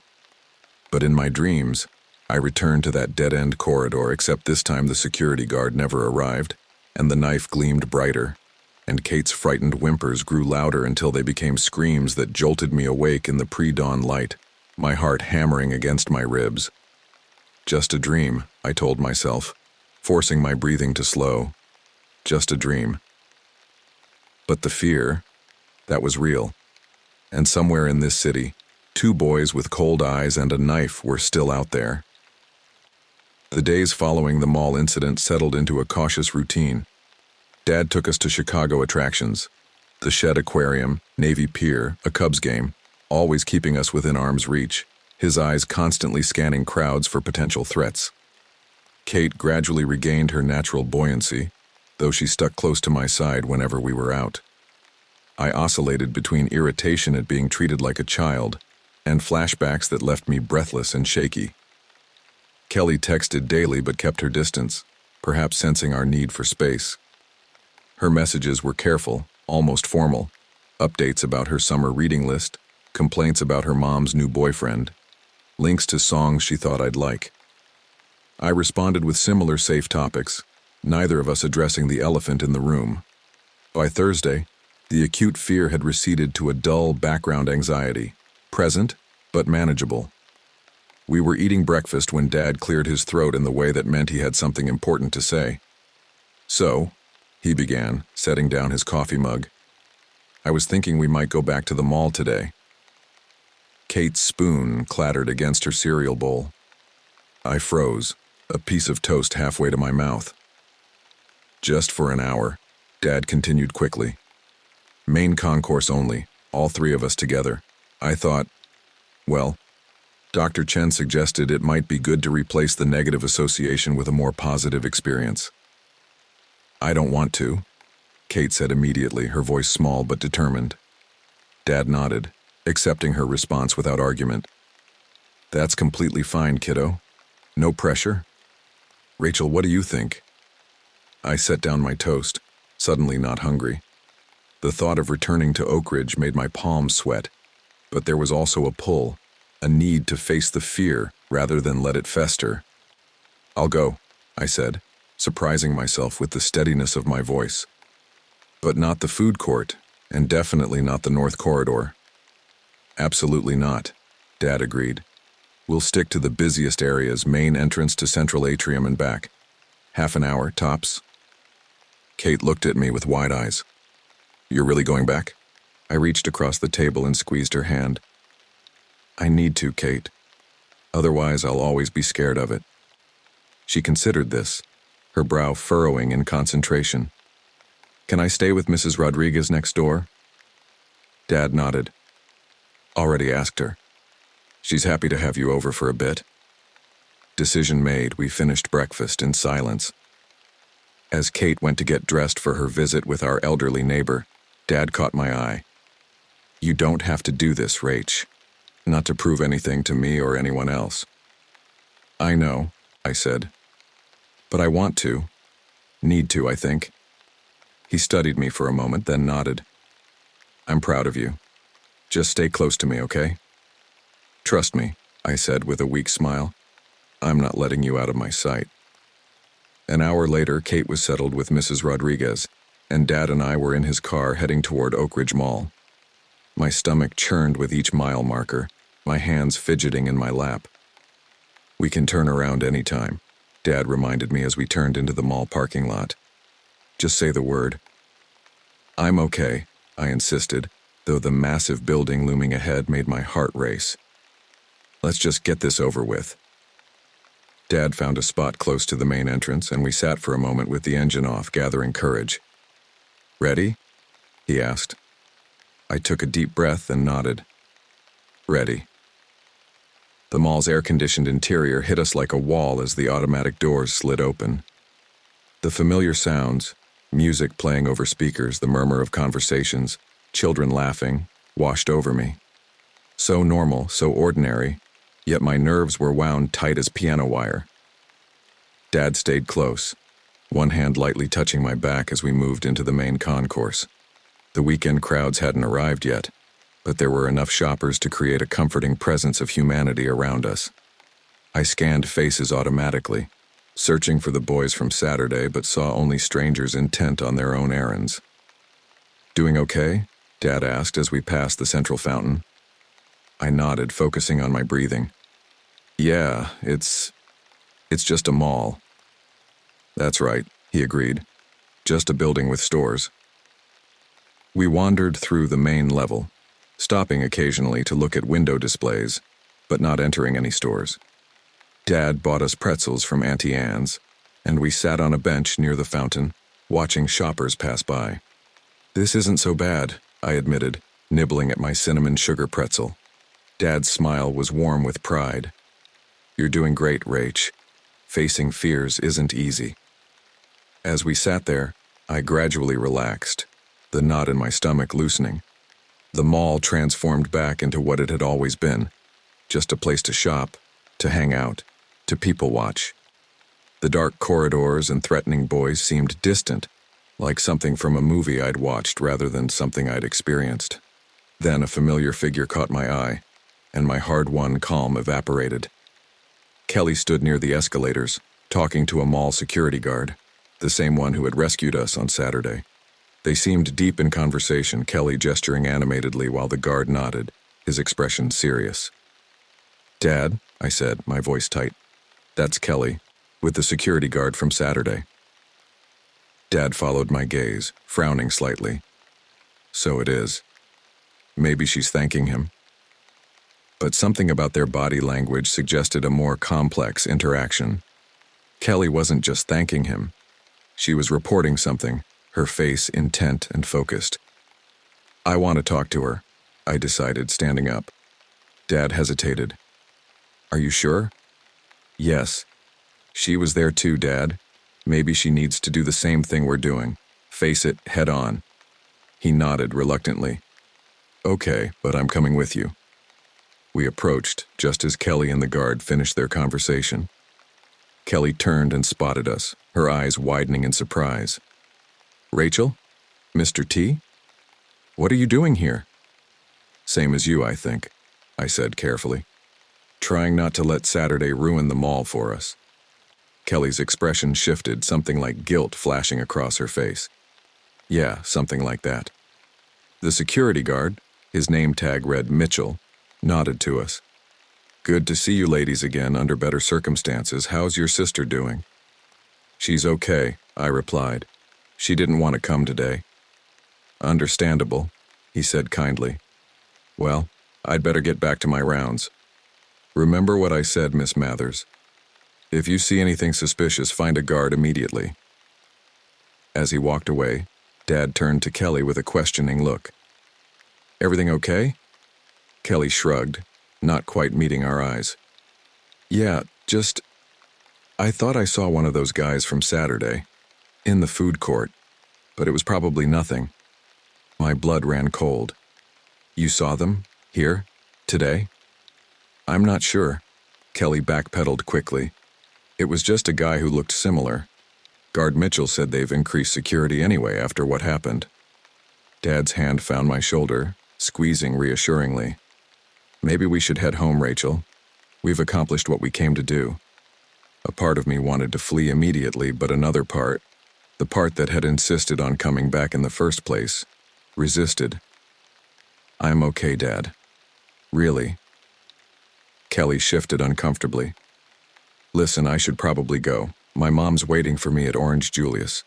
She hesitated, then added, "I really am sorry about Saturday. I never should have taken us to that part of the mall." "It wasn't your fault," I said automatically, though Kate's questions about Kelly's motives flickered at the edge of my thoughts. "Still," Kelly insisted, "I feel responsible. We should have stayed in the main areas, where there are people around." Dad nodded. "The important thing is everyone's safe. And now you all know to be more cautious in the future." An awkward silence fell over us. Kelly glanced at her watch. "I really should go. Text me later?" After she left, Dad turned to me. "Ready to head out?" I nodded, suddenly drained. The brief encounter with Kelly had stirred up all the emotions I'd been trying to process. Fear, confusion, the lingering question of what exactly had happened that day and why. As we walked back toward the main entrance, I found myself scanning the food court in the distance, wondering if Kelly had really seen one of our attackers or if her mind was playing tricks on her, the way mine sometimes did in the moments before sleep. "Dad?" I asked as we pushed through the exit doors into the summer heat. "Do you think those boys came here specifically? Like to find girls to hurt?" Dad considered the question carefully as we walked to the car. "I don't know, Rachel. It's possible they were opportunists, saw 3 young girls alone and made a split-second bad decision. Or yes, they might have come with harmful intentions. Either way, they're dangerous individuals. Do you think the police will catch them?" "I hope so," Dad said, unlocking the car. "The mall has security cameras and the guard got a good look at them. It's in the hands of the authorities now." As we drove away from Oak Ridge, I felt a strange mix of emotions. Relief at having faced my fear, lingering anxiety about the boys potentially still lurking there, and a nagging uncertainty about Kelly's role in the whole incident. Had she really thought there was a store in that deserted corridor? Had she really seen one of the boys today, or was she just seeking attention? "You did good today, Rach," Dad said as we pulled onto the freeway. Really good.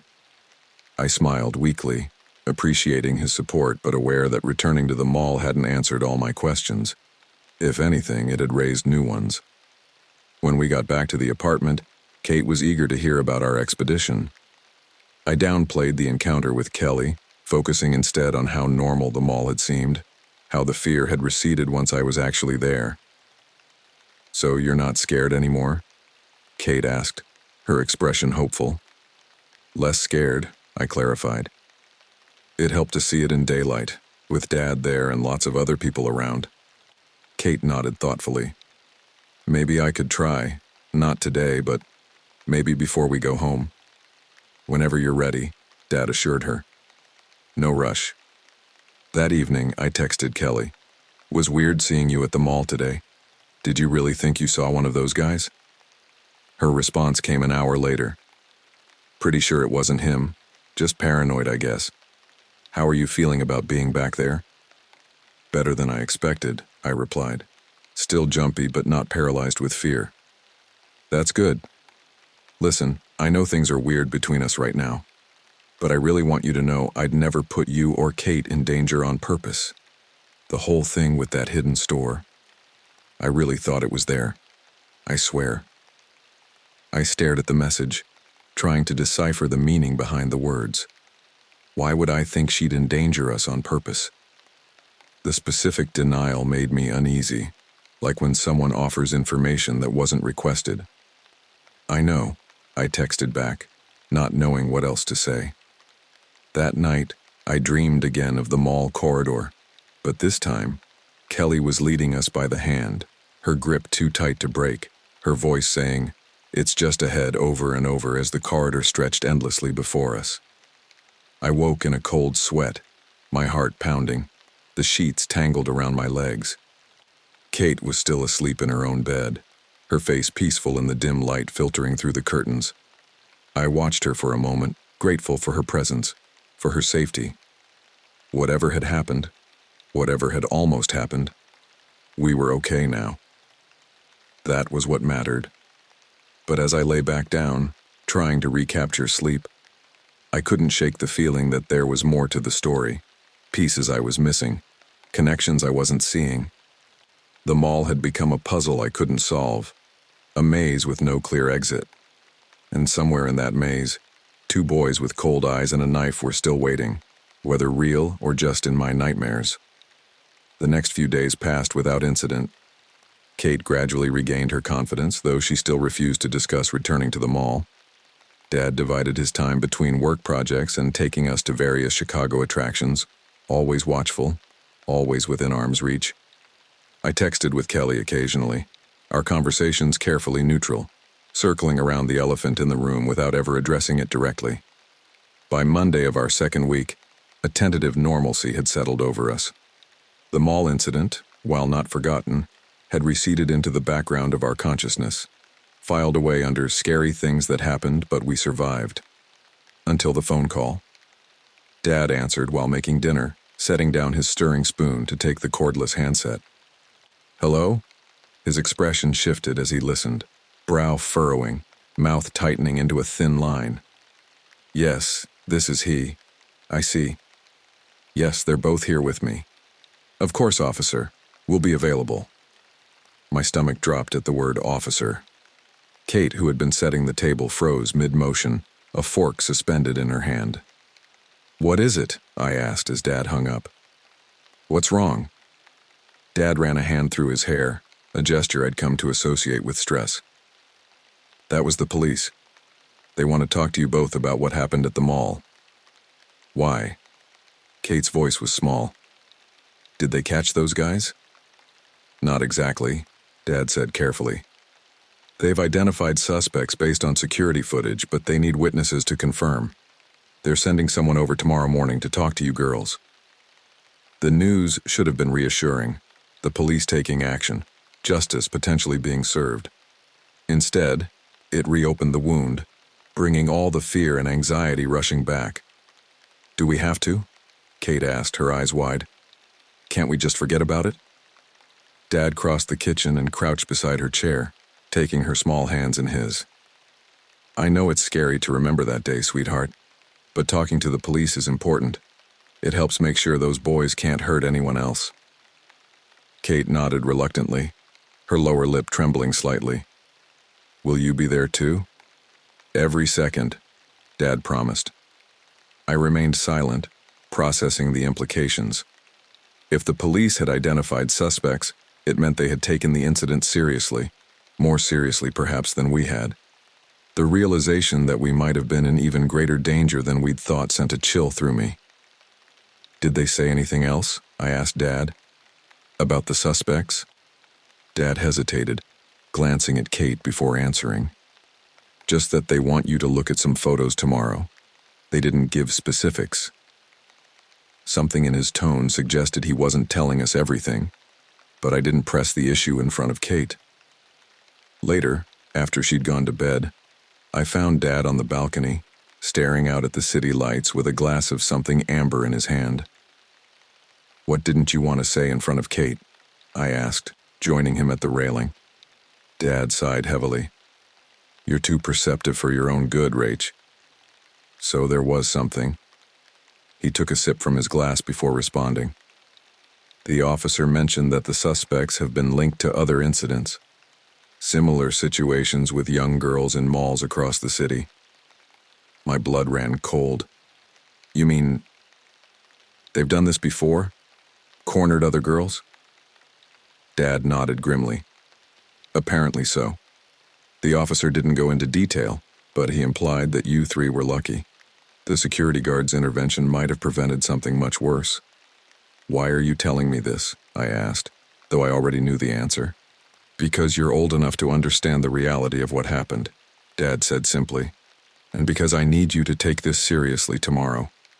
Your testimony could help protect other girls from these predators. The weight of responsibility settled over me like a heavy blanket. I will, I promised. I'll tell them everything I remember. Dad squeezed my shoulder. I know you will. You're stronger than you realize, Rachel. That night, I lay awake long after Kate's breathing had deepened into sleep, replaying the mall incident in my mind, trying to recall every detail, the boys' appearances, their exact words, the way they moved. The knowledge that we hadn't been their first targets made the memory more terrifying, but also more urgent to preserve accurately. Morning came too quickly. I awoke gritty-eyed and anxious, my stomach too knotted for breakfast. Kate picked listlessly at a bowl of cereal while Dad made coffee and checked his watch every few minutes. The doorbell rang at precisely 10 a.m. Dad answered to reveal two people, a tall black woman in a pantsuit who introduced herself as Detective Larson and a younger white man in uniform, Officer Reyes. They spoke to us in the living room, their manner professional but gentle. We just want to hear in your own words what happened that day, Detective Larson explained, her voice warm and calming. And then we'd like you to look at some photographs to see if you recognize the individuals who threatened you. Kate went first, her voice small but steady as she recounted our trip to the mall, following Kelly into the back corridors, the confrontation with the boys. Detective Larson nodded encouragingly, occasionally asking clarifying questions but never interrupting the flow of Kate's narrative. When my turn came, I provided more detail. Descriptions of the boys' clothing, their approximate heights and builds, the type of knife I'd seen. Officer Reyes took notes while Detective Larson maintained eye contact, her expression attentive and concerned. And you've never seen these individuals before that day? She asked when I finished. No, never, I confirmed. What about your friend Kelly? Had she ever mentioned them or indicated that she knew them? The question caught me off guard. No. Why would she know them? Detective Larson's expression remained neutral. Just covering all bases. Now, I'd like to show you some photographs. Take your time, and only identify someone if you're absolutely certain.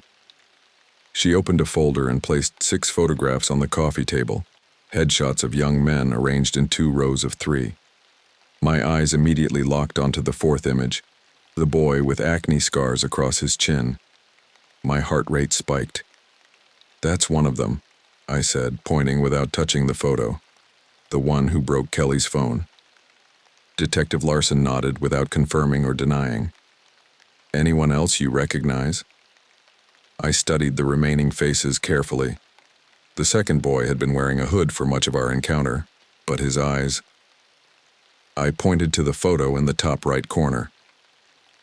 I think that's the other one, the one with the knife, but I'm not 100% sure. Kate, who had been peering at the photos from beside me, nodded vigorously. That's him. I remember his eyes. Detective Larson collected the photos and returned them to her folder. Thank you both. You've been very helpful. Did we identify the right people? Kate asked anxiously. Detective Larson shared a glance with Officer Reyes before answering. The individuals you identified match descriptions given by other witnesses, yes, but I can't say more than that at this stage of the investigation. Other witnesses? I repeated. You mean other girls they've threatened? I'm not at liberty to discuss specifics of an ongoing investigation, Detective Larson replied smoothly. But rest assured, we take these incidents very seriously. As they prepared to leave, Detective Larson handed Dad her card. If either of the girls remembers anything else, or if they notice anyone suspicious around your building, please call me directly. Dad's expression tightened. You think they might come here, to our home? We have no reason to believe you're in any specific danger, Detective Larson assured him. This is standard procedure in cases like this. After they left, the apartment felt unnaturally quiet. Kate retreated to the bedroom, claiming she needed a nap, though I suspected she just wanted to process the emotions the interview had stirred up. Dad busied himself in the kitchen, stress cleaning the already spotless counters. I sat on the balcony, trying to make sense of the morning's events. The detective's questions about Kelly bothered me more than I wanted to admit. Why would they ask if she knew the boys? What wasn't she telling me? On impulse, I took out my phone and texted her. Police came by today to ask about the mall incident, showed us photos of suspects. Her response came almost immediately. OMG, really? Did you recognize them? Yes, I typed, then hesitated before adding, they asked if you knew them. There was a long pause before her next message appeared. What? Why would they ask that? Don't know, do you? Another pause, even longer this time. Of course not. That's crazy. Why would I know those creeps? The defensive tone set off alarm bells in my mind. I remembered Kate's questions about Kelly leading us to that specific part of the mall, her nervousness that day, her conversation with the security guard when Dad and I had returned to Oak Ridge. Can we talk in person? I texted. Just you and me? Not today. Mom's making me help with dinner stuff. Tomorrow, maybe? I set my phone down, unsatisfied with her response but unsure what more I could say via text. Something wasn't adding up, but I couldn't put my finger on what exactly felt wrong. Dad joined me on the balcony, 2 glasses of lemonade in hand. Penny, for your thoughts? I accepted the glass gratefully. Just trying to process everything. Do you think those guys will go to jail? If they're found guilty, yes, Dad said. Detective Larson seemed confident they had strong evidence. Good, I said, taking a sip of lemonade. They should be locked up. Dad was quiet for a moment, then asked, What's this about Kelly knowing them? I overheard your texts arrive. I sighed, not surprised that Dad had noticed.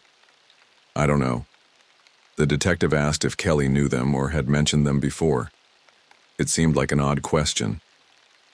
Unless they have reason to suspect she might, Dad suggested carefully. You think Kelly knows them? The idea was both ridiculous and terrifying. Why would she lead us into a trap with guys she knows? Dad held up his hands. I'm not saying that's what happened, just that the police wouldn't ask the question without some reason. My phone buzzed with another text from Kelly. Actually, can you meet me at the park across from our building in 30 minutes? Need to talk in person. I showed Dad the message. His brow furrowed. I don't want you going alone, he said immediately. Dad, it's Kelly. We've known her for years, and it's the park right across the street, in broad daylight with tons of people around. He hesitated, clearly torn between protecting me and respecting my growing independence. I'll watch from the balcony, he compromised. Keep your phone in your hand the entire time, and if anything feels off, you come straight back. Deal, I agreed, already standing up. I want answers too, Dad. 30 minutes later, I sat on a bench in the small park that faced our apartment building. Families with young children played on the swings and slides. Dog walkers traversed the paved paths, and an elderly couple fed pigeons near the fountain. Normal, everyday life continuing all around me, while my own world still felt slightly off kilter. I spotted Kelly entering the park from the opposite side, her purple-streaked hair unmistakable even from a distance. She wore jean shorts and a black tank top, her arms crossed protectively over her chest as she approached. Her usual confidence seemed diminished, her shoulders hunched inward. "Hey," she said, dropping onto the bench beside me but leaving space between us. "Hey," I replied, studying her face. She looked tired, with dark circles under her eyes. An awkward silence fell. Kelly broke it first. "So, the police came to your place?" "Yeah. They showed us photos of the guys from the mall. We identified them." Kelly nodded, her eyes fixed on the playground across from us. "They came to see me, too, last night. You didn't mention that in your texts." "I know. I didn't know what to say." She took a deep breath. "Rachel, there's something I need to tell you. Something I should have told you that day at the mall, but I was scared." My pulse quickened. "What is it?" Kelly twisted her hands in her lap, still not meeting my eyes. "I recognized one of those guys, the one with the acne scars. His name is Derek. He dated my friend Allison last year." The revelation hung in the air between us. "You knew him? And you didn't say anything?" "I didn't know he'd be there," Kelly insisted, finally looking at me. "I swear, when I saw him, I froze. I was shocked. And then when he broke my phone, I was terrified he'd recognized me too." "But the vintage store," I began, pieces starting to fall into place. "Was that even real?" Kelly's eyes filled with tears. "Yes, it was there the last time I went to the mall. I wasn't lying about that, but—" She trailed off, biting her lip. "But what, Kelly? What aren't you telling me?" "The store was in that area, but I think I got turned around. I haven't been to the mall much since the renovations, and everything looks different now. I thought I knew where I was going, but—" "So you accidentally led us into a dead-end corridor where your friend's ex-boyfriend just happened to be waiting with a knife?" The skepticism in my voice was impossible to miss. Kelly flinched. "It sounds crazy, I know, but Derek, he was bad news even when Allison was dating him. Controlling, jealous. She broke up with him after he pushed her during a fight. And his friend, the other guy with the knife, he was always around, always watching, like Derek's shadow. Why didn't you tell the police all this yesterday? Or us, right after it happened?" "I was scared," Kelly repeated, a tear spilling down her cheek. "Derek threatened Allison after they broke up. Said he'd hurt her if she told anyone about the pushing. I thought if he knew I recognized him, he might come after me next, or worse, after you and Kate." The story was plausible, but something still felt off. "So what changed? Why are you telling me now?" Kelly wiped her cheek with the back of her hand. "The police showed me security footage from the mall, not just from Saturday, but from other days too. Derek and his friend have been hanging around there for weeks, following girls, cornering them in quiet areas. We weren't the first, Rachel. Just the first ones who got rescued before—" She didn't need to finish the sentence. I felt sick imagining what might have happened if the security guard hadn't appeared when he did. "I had to tell the police everything after that," Kelly continued. "About Derek, about Allison, everything I knew. And I wanted to tell you too because—" Her voice broke. "Because you're my friend, and I put you in danger, even if I didn't mean to. I'm so sorry, Rachel. I never thought we'd run into them there." I sat in silence, processing her confession. It explained the detective's questions but left me with mixed feelings. On one hand, Kelly hadn't intentionally led us into danger. On the other, her silence afterward had allowed my imagination to conjure all sorts of darker possibilities. "I understand why you were scared," I said finally. "But you should have told us. Or at least told the security guards while we were still at the mall." "I know," Kelly admitted. "I panicked. All I could think about was getting out of there before Derek realized who I was. It was selfish." "Yeah, it was," I agreed, but without heat. "But I get it. Fear makes people do stupid things." Kelly ventured a glance at me. Are we okay?" I considered the question seriously. The trust between us had been damaged, certainly, but not beyond repair. Kelly had made a mistake, a potentially dangerous one, but she hadn't acted with malice. And now she was trying to make it right. "We're okay," I decided. "Just no more secrets, all right? Especially not about psycho knife guys." A tentative smile crossed her face. "Deal." We sat in more comfortable silence for a few minutes, watching the children play on the swings. The ordinary scene seemed more precious now, in light of how close we'd come to something terrible. "The police said they're going to arrest Derek and his friend," Kelly said eventually. "They have enough evidence now with our testimonies and the security footage." "Good," I said firmly. "They deserve to be locked up." "Allison's going to testify too. About the abuse, the threats. She's been scared for so long, but now she feels like she can finally tell the truth." I thought about our return to the mall, how facing my fear had helped diminish its power over me. Perhaps this was similar for Allison, and for Kelly too. "It's brave of her," I said. "Of both of you." Kelly shrugged, but I could see she was pleased by the compliment. "I just did what I should have done all along." As we walked back toward our building, I texted Dad to let him know I was on my way up. Kelly paused at the entrance. Do you think Kate will forgive me too?" she asked hesitantly. "Eventually," I said honestly. "She's still pretty shaken up by the whole thing, but Kate doesn't hold grudges for long." "Will you tell her what I told you? About Derek and everything?" I nodded. "A simplified version, maybe. She doesn't need all the details, but she deserves to know it wasn't just random." Kelly looked relieved. "Thanks. And Rachel, I really am sorry. For everything." "I know," I said, and I meant it. Back in the apartment, Dad was waiting anxiously. I recounted my conversation with Kelly, watching his expression shift from concern to understanding to relief. "So it wasn't random," he said when I finished. "In a way, that's actually somewhat reassuring. Random violence is harder to protect against than targeted threats." "I guess," I agreed, though neither option felt particularly comforting. "The important thing is, they're going to be arrested. They can't hurt anyone else now." Dad pulled me into a hug. "I'm proud of you, Rachel, for how you've handled all of this. Most adults wouldn't have coped nearly as well." I leaned into his embrace, allowing myself to feel the full weight of the past week's events. The fear, the confusion, the gradual return to normalcy. All of it had changed me in subtle but significant ways.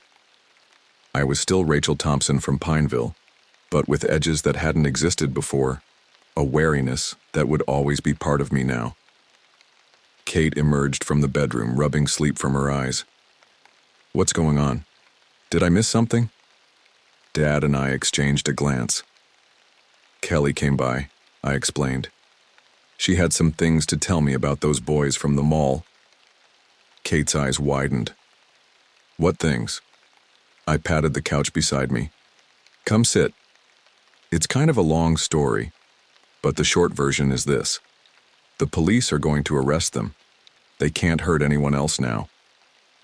As I shared a gentler version of Kelly's confession with Kate, I watched the fear gradually fade from her eyes, replaced by understanding and finally relief. By the time I finished, she was sitting straighter, her breathing easier.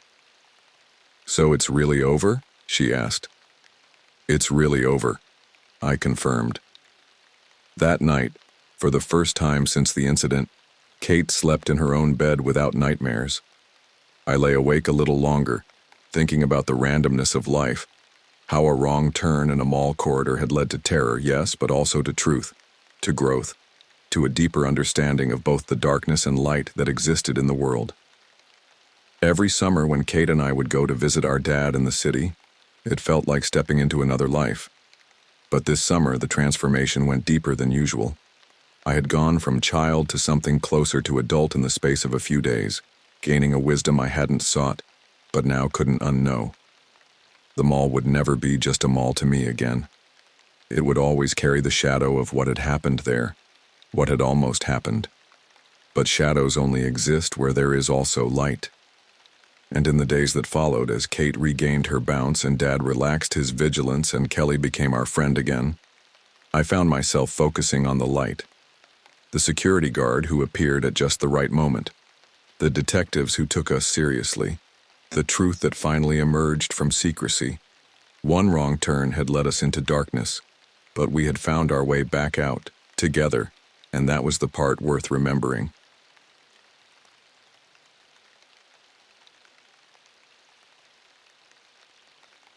I never believed in ghosts. Not really. Sure, I'd watched horror movies and read creepy stories online, but I always thought people who claimed to have supernatural experiences were either mistaken or making things up for attention. That was before I rented the old Blackwood house on Cypress Lane. It was a steal, honestly. A 2-story Victorian with hardwood floors, high ceilings, and a sprawling yard in a decent neighborhood, all for about half of what I should have been paying. When I asked the property manager about the suspiciously low rent, she hesitated before mumbling something about the house being difficult to keep occupied. I should have pressed harder, but I was too excited about finding a place I could actually afford on my own after the divorce. "The last tenant only stayed 3 weeks," she added as she handed me the keys, not quite meeting my eyes. "But I'm sure you'll be fine. The owner just wants someone in the house." Moving day was uneventful. I didn't have much, just clothes, books, and a few pieces of furniture I'd taken in the split. My ex-wife had gotten almost everything else, which was fine by me. I wanted a fresh start anyway. By evening, I had my bedroom set up, my small collection of books arranged on the built-in shelves in the living room, and my laptop connected to the surprisingly good Wi-Fi. That first night, I slept soundly, exhausted from the move. The second night, too. It wasn't until the third night that I noticed something off. I was sitting at the kitchen table scrolling through job listings on my laptop when I heard it. A soft creak from upstairs, like someone had stepped on a loose floorboard. I froze, my fingers hovering over the keyboard. I lived alone. There shouldn't be anyone upstairs. "Hello?" I called out, immediately feeling foolish. Of course, no one answered. I tried to concentrate on my job search again, but a minute later I heard another creak, followed by what sounded like footsteps moving across the ceiling above me. My heart began to race. I stood up slowly, grabbing a knife from the kitchen drawer. With my pulse pounding in my ears, I crept up the stairs, knife clutched in my sweaty hand. The upstairs hallway was dark. I flipped the light switch, but nothing happened. The bulb must have burned out.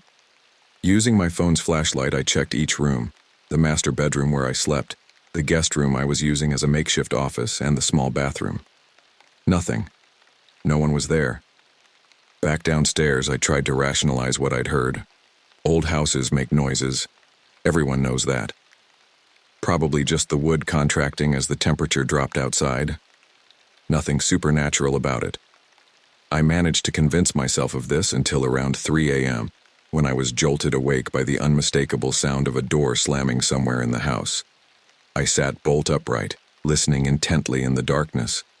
The house was eerily silent now. "It's just the wind," I whispered to myself, even though there had been no breeze when I'd gone to bed. Or maybe a window was left open. But as I was about to lie back down, the bedroom door slowly began to creak open. I held my breath, paralyzed with fear as the door swung inward. Through the doorway, I could see only darkness, but somehow it seemed thicker, more substantial than the darkness in my room, as if something was standing there, watching me. A cold draft swept across my face, carrying with it the faint scent of something floral and old-fashioned, like lavender sachet left too long in a drawer. Then, as suddenly as it had begun, the sensation passed. The door remained open, but the feeling of being watched was gone. Sleep was impossible after that. I sat up in bed with the lights on until dawn, telling myself there were logical explanations for everything I'd experienced. But deep down, in a part of my mind I didn't want to acknowledge, I knew something wasn't right about this house, and I had a sinking feeling that I was about to find out exactly what it was. The following days passed without incident, and I began to wonder if my imagination had gotten the better of me that night. I'd always been prone to anxiety, especially since the divorce and being alone in a new place could make anyone jumpy. I threw myself into the routine of job hunting during the day and exploring my new neighborhood in the evenings. 1 week into my stay, I was in the kitchen making dinner when the lights flickered. Once, twice, then steady again. I thought nothing of it until it happened again while I was washing dishes. This time they didn't come back on. With a sigh, I dried my hands and headed to the basement to check the circuit breaker. The basement door stuck slightly, requiring a firm push to open. The wooden stairs creaked ominously as I descended into the darkness, my phone's flashlight casting long shadows across the concrete floor. The air down here was noticeably colder and had a musty, damp smell that made me wrinkle my nose. The circuit breaker was on the far wall. I crossed the basement, trying to ignore the way my shadow seemed to move oddly against the stone foundation. When I reached the panel, I saw that none of the breakers had tripped. Strange. I was about to head back upstairs when I heard something that made my blood run cold. Humming. A soft, melodic humming coming from the darkest corner of the basement. I swung my phone around, light cutting through the shadows. Nothing was there. But the humming continued for a few seconds before fading away. "Hello?" I called out, my voice embarrassingly shaky. "Is someone there?" Silence was my only answer. I didn't wait around for more, taking the stairs two at a time and slamming the basement door behind me. When I reached the kitchen, the lights were back on, as if nothing had happened. That night, I had trouble falling asleep. Every creak and groan of the house seemed amplified in the darkness. At some point, I must have drifted off because I was startled awake by the sensation of the mattress depressing, as if someone had sat down on the edge of my bed.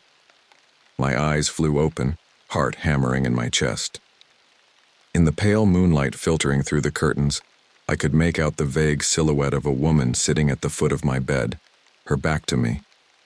She appeared to be wearing something old-fashioned, with her hair pinned up in a style I associated with the early 1900s. I couldn't move, couldn't breathe, couldn't even scream. Slowly, almost mechanically, the figure began to turn toward me. I squeezed my eyes shut, unable to face what I might see. When I finally gathered the courage to look again seconds later, the figure was gone, and the bed was flat where she had appeared to sit. I spent the rest of the night with every light in the house turned on, huddled on the living room couch with a baseball bat I'd found in the hall closet. When morning came, I felt ridiculous, but not ridiculous enough to dismiss what I'd seen. Something was in this house with me, something that wasn't alive. The next day, I did what any modern person would do. I searched online for information about the house. The local historical society's website didn't have much, but a deep dive into newspaper archives revealed that the house had been built in 1897 by a local businessman for his wife, Elizabeth. Elizabeth had died in the house in 1912, under what the papers delicately called tragic circumstances. Reading between the lines, I gathered she had taken her own life, though the details were sparse. Was Elizabeth the woman I'd seen at the foot of my bed? The thought sent shivers down my spine. That evening, determined not to be driven from my home by fear, I decided to try something I'd seen in a documentary about hauntings. I sat in the living room feeling slightly foolish and spoke aloud to the empty house. Elizabeth, if you're here, I mean you no harm. This is your home and I respect that. I'm just living here for now. We can share this space peacefully. As the words left my mouth, the temperature in the room plummeted. My breath fogged in front of me despite it being summer. The lights dimmed momentarily, and then, most unsettling of all, I heard a woman's voice, faint but distinct, whisper a single word: leave. After the voice told me to leave, I seriously considered packing up and finding a new place, but the reality of my financial situation quickly tempered that impulse. I couldn't afford to break my lease and find somewhere new. I was stuck here, at least for now. I decided to learn more about Elizabeth and the house. Maybe understanding what happened here would help me deal with whatever was happening now. The next morning, I drove to the local library to see what I could find in their archives. The librarian, a middle-aged woman with kind eyes, perked up when I mentioned the address. "The old Blackwood house?" she said, leaning forward. "That place has quite a history." She led me to a collection of local historical records and helped me find what I was looking for. The story that emerged was far more detailed and disturbing than what I'd found online. Elizabeth Blackwood had been just 22 when she married Thomas Blackwood, a man nearly 30 years her senior. Thomas was controlling and jealous, keeping his young wife virtually imprisoned in the house while he traveled for business. In 1912, after years of isolation and suspected abuse, Elizabeth was found dead in the master bedroom, my bedroom, having apparently hung herself from the ceiling beam. But there were whispers at the time that Thomas had actually murdered her in a fit of rage after suspecting her of infidelity, staging her death as a suicide. He was never charged, and he lived in the house until his own death in 1920. The house has changed hands many times since then, the librarian told me. It never seems to keep owners for long. There have been stories. "What kind of stories?" I asked. She hesitated. "Unusual occurrences, people hearing things, seeing things, a woman in old-fashioned clothes appearing at the foot of beds, objects moving on their own." My blood ran cold. What she described matched exactly what I had experienced. "Has anyone ever been hurt?" I forced myself to ask. "Not that I know of," she said, "but people don't stay. They say she's looking for something, or waiting for something. No one knows what." I returned home that afternoon with a strange mix of fear and determination. If Elizabeth was trapped here somehow, perhaps there was a way to help her find peace. I wasn't an expert in the paranormal by any means, but I'd watched enough ghost hunting shows to have a few ideas.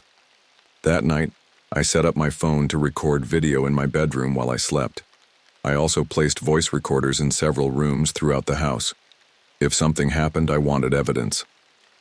I slept poorly, waking at every small sound, but nothing dramatic occurred.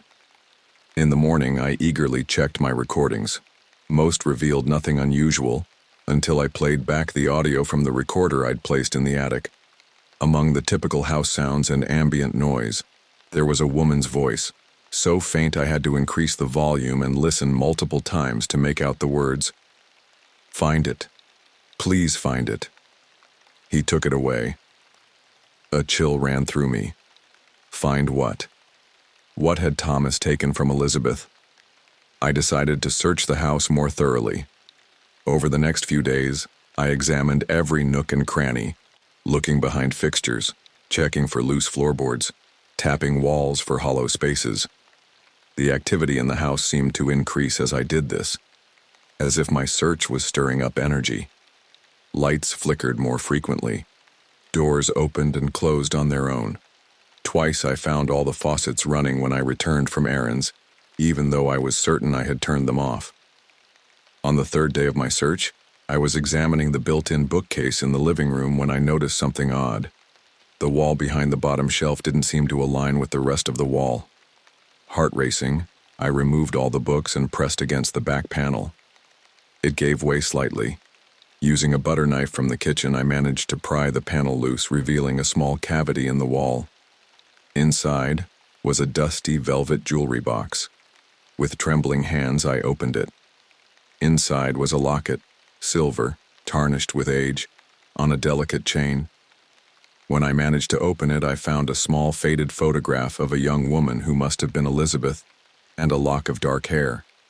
As I held the locket in my palm, the temperature in the room dropped dramatically. The lights flickered wildly, and a wind seemed to sweep through the room despite all the windows being closed. I sensed rather than saw movement behind me. Slowly I turned around. There, more solid-looking than before, stood the figure of a woman in an Edwardian-style dress. Her dark hair pinned up. Her face was pale but beautiful, her eyes filled with an indescribable sadness. Elizabeth. She didn't speak, but her gaze fixed on the locket in my hand. I understood instinctively what I needed to do. "I'll return it to you," I said softly. "Where does it belong?" She raised one translucent arm and pointed upward. "The attic. Or perhaps more specifically, the beam from which she had died. That night I climbed into the attic with a stepladder, locket in hand. The main beam ran the length of the space, dark with age. Guided by nothing more than intuition, I moved to the center of the beam and reached up, placing the locket on top of it. "It's back where it belongs now, Elizabeth," I said into the darkness. "You can rest." As if in response, a profound sense of peace settled over the space. The oppressive feeling that had permeated the house since I moved in seemed to lift. I climbed down from the ladder and went to bed, sleeping soundly for the first time in weeks. In the morning, the locket was gone from the beam where I'd placed it. And so, I believed, was Elizabeth. For nearly a month after returning the locket, the house was quiet. No footsteps, no whispers, no apparitions. I began to relax, settling into a comfortable routine as I continued my job search and slowly made the house more my own. I even started to feel a certain fondness for the place and its history. Elizabeth's story was tragic, but I like to think I had helped her find some measure of peace. Until the night everything changed. I was awakened in the early hours of the morning by a crash from downstairs. Still half asleep, I fumbled for my phone to check the time, 3:17 a.m., the witching hour, as some call it. I slipped out of bed, grabbing the baseball bat I still kept nearby, and cautiously made my way down the stairs. The living room was undisturbed, but when I entered the kitchen, I found a chair toppled over and a cabinet door standing open. As I moved to right the chair, the temperature plummeted. My breath clouded in front of me, and the familiar scent of lavender filled the air. But something was different this time. The lavender smell was undercut by something else. Something acrid and unpleasant, like burnt matches or gunpowder. "Elizabeth?" I called softly. "Is that you?" The lights began to flicker, more violently than before. A low rumble seemed to emanate from the walls themselves, causing the dishes to rattle in their cabinets. This didn't feel like Elizabeth's presence. This felt angry, malevolent. The realization hit me with terrifying clarity. Elizabeth wasn't the only spirit in this house. "Who's there?" I demanded, trying to keep my voice steady. "What do you want?" In response, every cabinet in the kitchen flew open simultaneously, dishes hurling themselves to the floor with explosive force. I dropped to my knees, covering my head as glass and ceramic shattered around me. When I dared to look up, I saw a dark figure in the doorway. Tall, broad-shouldered, unmistakably male. Thomas Blackwood. His face was indistinct, shadowy, but his presence was overwhelming, a crushing weight of rage and hatred that made it difficult to breathe. He took a step toward me and I scrambled backward, my back hitting the refrigerator. "This is my house," a deep voice growled, seeming to come from everywhere and nowhere at once.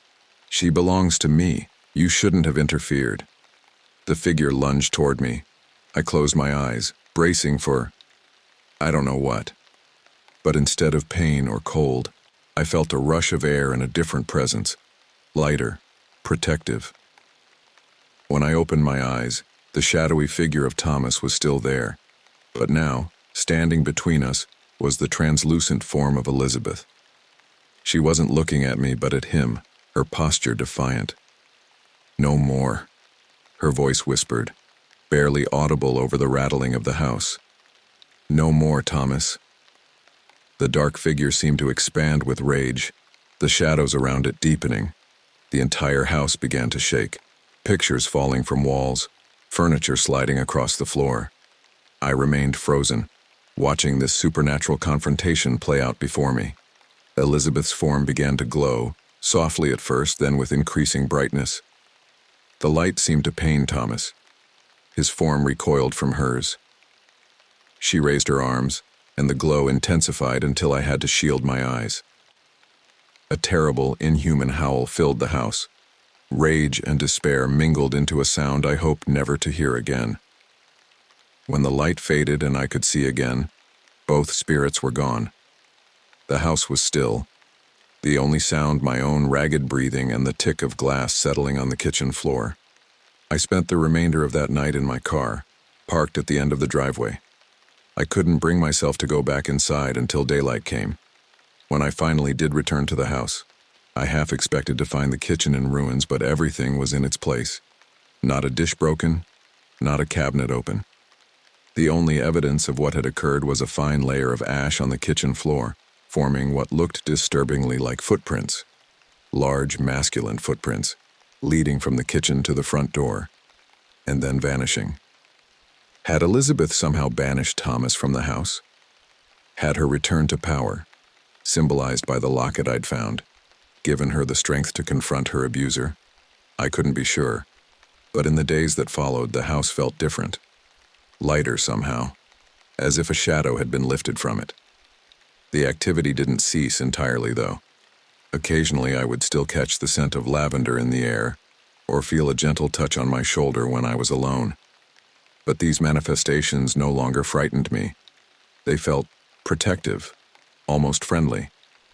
Elizabeth was still here, but Thomas, it seemed, was gone.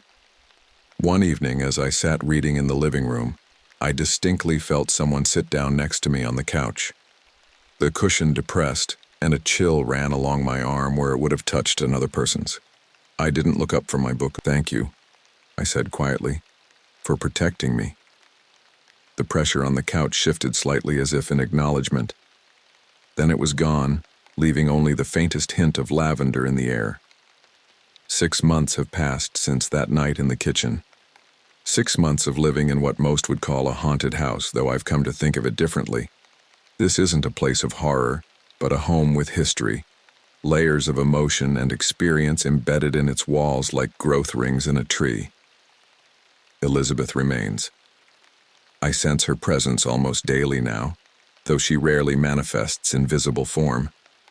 She's there in the gentle creak of a floorboard when I come home late, or the way the curtains sometimes stir when there's no breeze.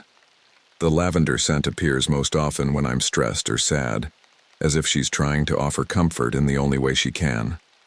I've continued researching the history of the house and its inhabitants. The local historical society was thrilled when I donated the photos I'd found in the attic, including one of Elizabeth and Thomas on their wedding day, her face solemn, his possessive. These pieces of the past have helped me understand the dynamics that led to tragedy in this house. Thomas Blackwood, I discovered, had a reputation for cruelty that extended beyond his treatment of Elizabeth. Court records showed disputes with business partners, servants, and neighbors. A man quick to anger and slow to forgive. After Elizabeth's death, he became increasingly reclusive, firing all the household staff and living alone in the house until his death in 1920. The coroner ruled it natural causes, but rumors persisted that he had taken his own life in the same room where Elizabeth died. Perhaps most telling was a letter I found in the county archives, written by Elizabeth's sister shortly after her death.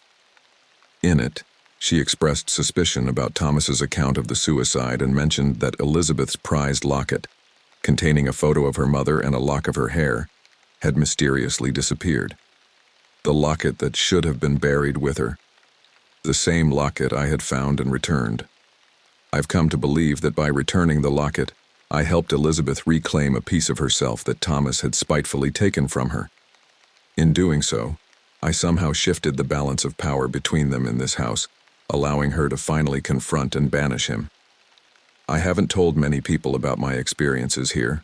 Those I have told tend to react with either fascination or concern for my mental health. My ex-wife, during her one brief visit to drop off some mail, declared the place creepy and asked how I could live here. I just smiled and said it suited me, and it does. There's something comforting about knowing I'm not really alone even when I am. Elizabeth's presence has become familiar, even welcome. I talk to her sometimes, telling her about my day or asking what she thinks of the changes I've made to the house. I never get a verbal response, but sometimes a door will open or close, or the lights will flicker briefly, acknowledgement that she's listening. Last week, I finally landed a job after months of searching. When I came home with the news, all the lights in the house turned on at once, and the old radio in the kitchen, which hasn't worked properly since I moved in, suddenly burst into a scratchy rendition of a ragtime tune popular during Elizabeth's era. I laughed out loud, understanding it as the celebration it was meant to be. Tonight, as I sit writing this account of my experiences, I'm aware of her presence nearby. The rocking chair by the window moves slightly, though there's no draft. The lavender scent is stronger than usual. "I know you're there, Elizabeth," I say without looking up. "Thank you for sharing your home with me." The chair stops rocking. For a moment, the room is perfectly still. Then, so faintly I almost believe I've imagined it, I hear a woman's voice. "Thank you for finding me." Outside, the wind picks up, rattling the windows. A storm is coming. But inside, all is peaceful. I've made my peace with the past of this house, as I believe Elizabeth has. Whatever tied her to this place, whether unfinished business with Thomas, or simply a love for the home that was both her prison and her sanctuary, she chooses to remain. And I choose to stay as well, in this house that many would flee from in terror. Because I've learned something important in my time here. Not all hauntings are horrifying. Sometimes they're simply echoes of lives once lived, emotions once felt, seeking recognition and respect. So if you ever find yourself in a house where the floors creak without footsteps, where doors open on their own, where you feel watched when you're alone, don't immediately run in fear. Listen. Pay attention. Try to understand. Sometimes what we call ghosts are simply stories waiting to be heard. And sometimes, in hearing them, we find unexpected companions on our journey through this world, and perhaps beyond it. The lights flicker once, gently, as if in agreement. I smile and continue writing, comfortable in the knowledge that while I may live alone in this house, I am never truly alone. Not as long as Elizabeth is here.